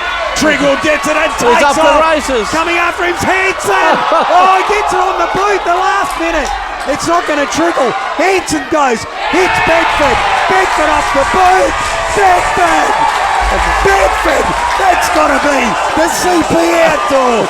What are we looking at? WA Carpet Supermarket goal of the day. I yes, love that. It was. Isaac Bedford, and I reckon that's put the nail in the. Triggle could see the goals coming up. What? They're going to run a long way. There was. He finally got dragged down. The ball spilled out to Bedford, and much to the excitement of the Donnybrook crowd in this stand, he puts the goal through. And I guarantee, Macca, that was pretty close. I guarantee that was a Buckingham the Butchers bucking big moment out here at VC Mitchell Park, and the Dons are home. They're christening the new facilities in style. Eaton have been brave, but I reckon she's all over by the bar shouting now. I love that. Everybody, there's a big crowd here. The Donnybrook were all running with Zach Trigwell, and they could see he was going to get mowed down. He just got booed to ball. Anthony Hansen. Then he went out and put the pressure on Bedford. And Bedford was good enough to get a foot to it and kick an absolute belter. Mitchell Kings taking the ball out of the middle now for Eaton, but it may all be in vain. There's a wonderful intercept mark there for Donnybrook. Tell you what, Mitch Kings has made a good return to Eaton too. Good to see him back home. Brought out by Shannon. On the deck there is Falco. He's played a great game. Giblet loved his game once he's been released into the middle of the ground. He's always good as a defender, but he's really given them something. Giblet goes to centre half forward. They sit underneath it. Potter, another Pettit with the contested mark. Plays on immediately. Fraser. Oh, that's a nice mark too. Islander saving mark, going back with the flight. Ethan Hansen there at centre half back. That is it. There's the siren. And on the right Nemeth scoreboard, Donnybrook 9-7-61. Victors over the Eaton Football Club 6-8. 44. It's a 17-point victory. Craney, if all the games are like this year in the Southwest Footy League, I might have to relocate. What a start to the season proper. Absolutely superb. We have a 1-point ball game at Hands Oval, and we were, I'd say, privileged, Darren McDonald, to sit and watch that performance from two footy sides who I would venture to say are going to have a fair say in September, because both of them used the ball very well. They weren't prepared to get rid of the ball. Let's run through the post-game, Darren. That game did not let up from go to O. It was played at breakneck speed from the start to the very finish, and it was skillful, it was clean. Oh, I'm Big Kevin, I'm excited. This is the post-game thanks to Lindmark Bearing Equipment and Geograph Industrial Supplies. Well, let's work from the bottom up, I think. Around the grounds, I'll just let you know the South Bunbury have become 1-point victors over Kerry Park at Hands Oval. We haven't got a score from Brunswick Oval as yet, but we'll hopefully it's all going well.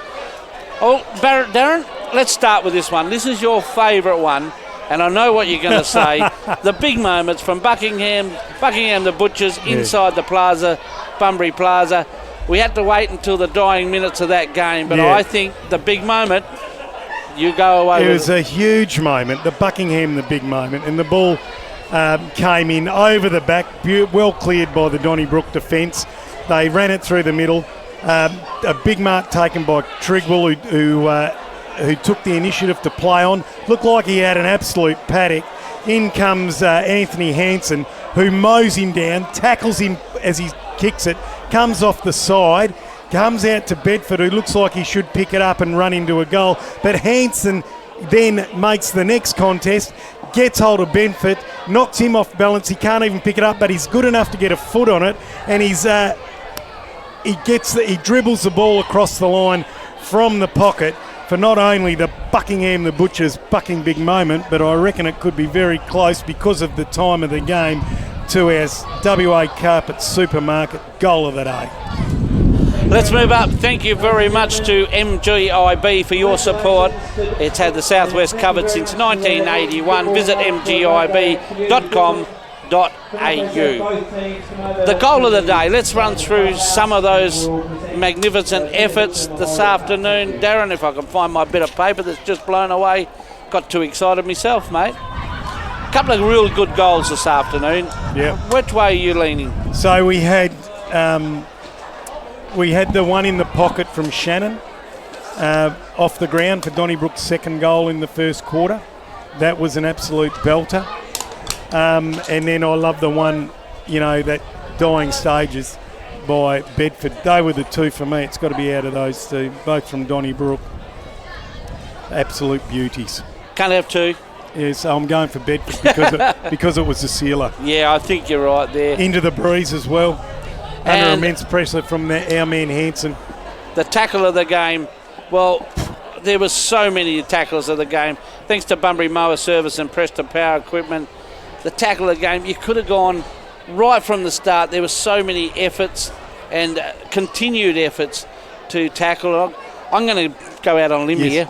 I'm going to give it to the whole lot of them. Righto, Crane. because there were so many, you couldn't pick an individual effort. The game had an immense amount of tackle pressure all the way through.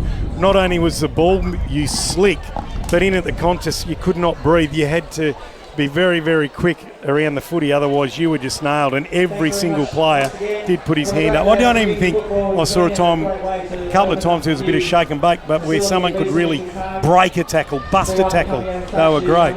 And that lifts the skill level as well, doesn't it? Yeah. Our mark of the day. Have we done that? We haven't done the mark of the day, have we? No, we haven't, Crane. But I think Zachy Trigwell wins that right in front of us here. Big contested Good mark. to see him back on the field. He had a lot of that shoulder problem last year, and he was good. I still laugh at him looking at those goals down the back. He was off to the races. He nearly took another. He nearly sat on someone else's shoulders down in the pocket there. Nearly took a screamer late in the last as well.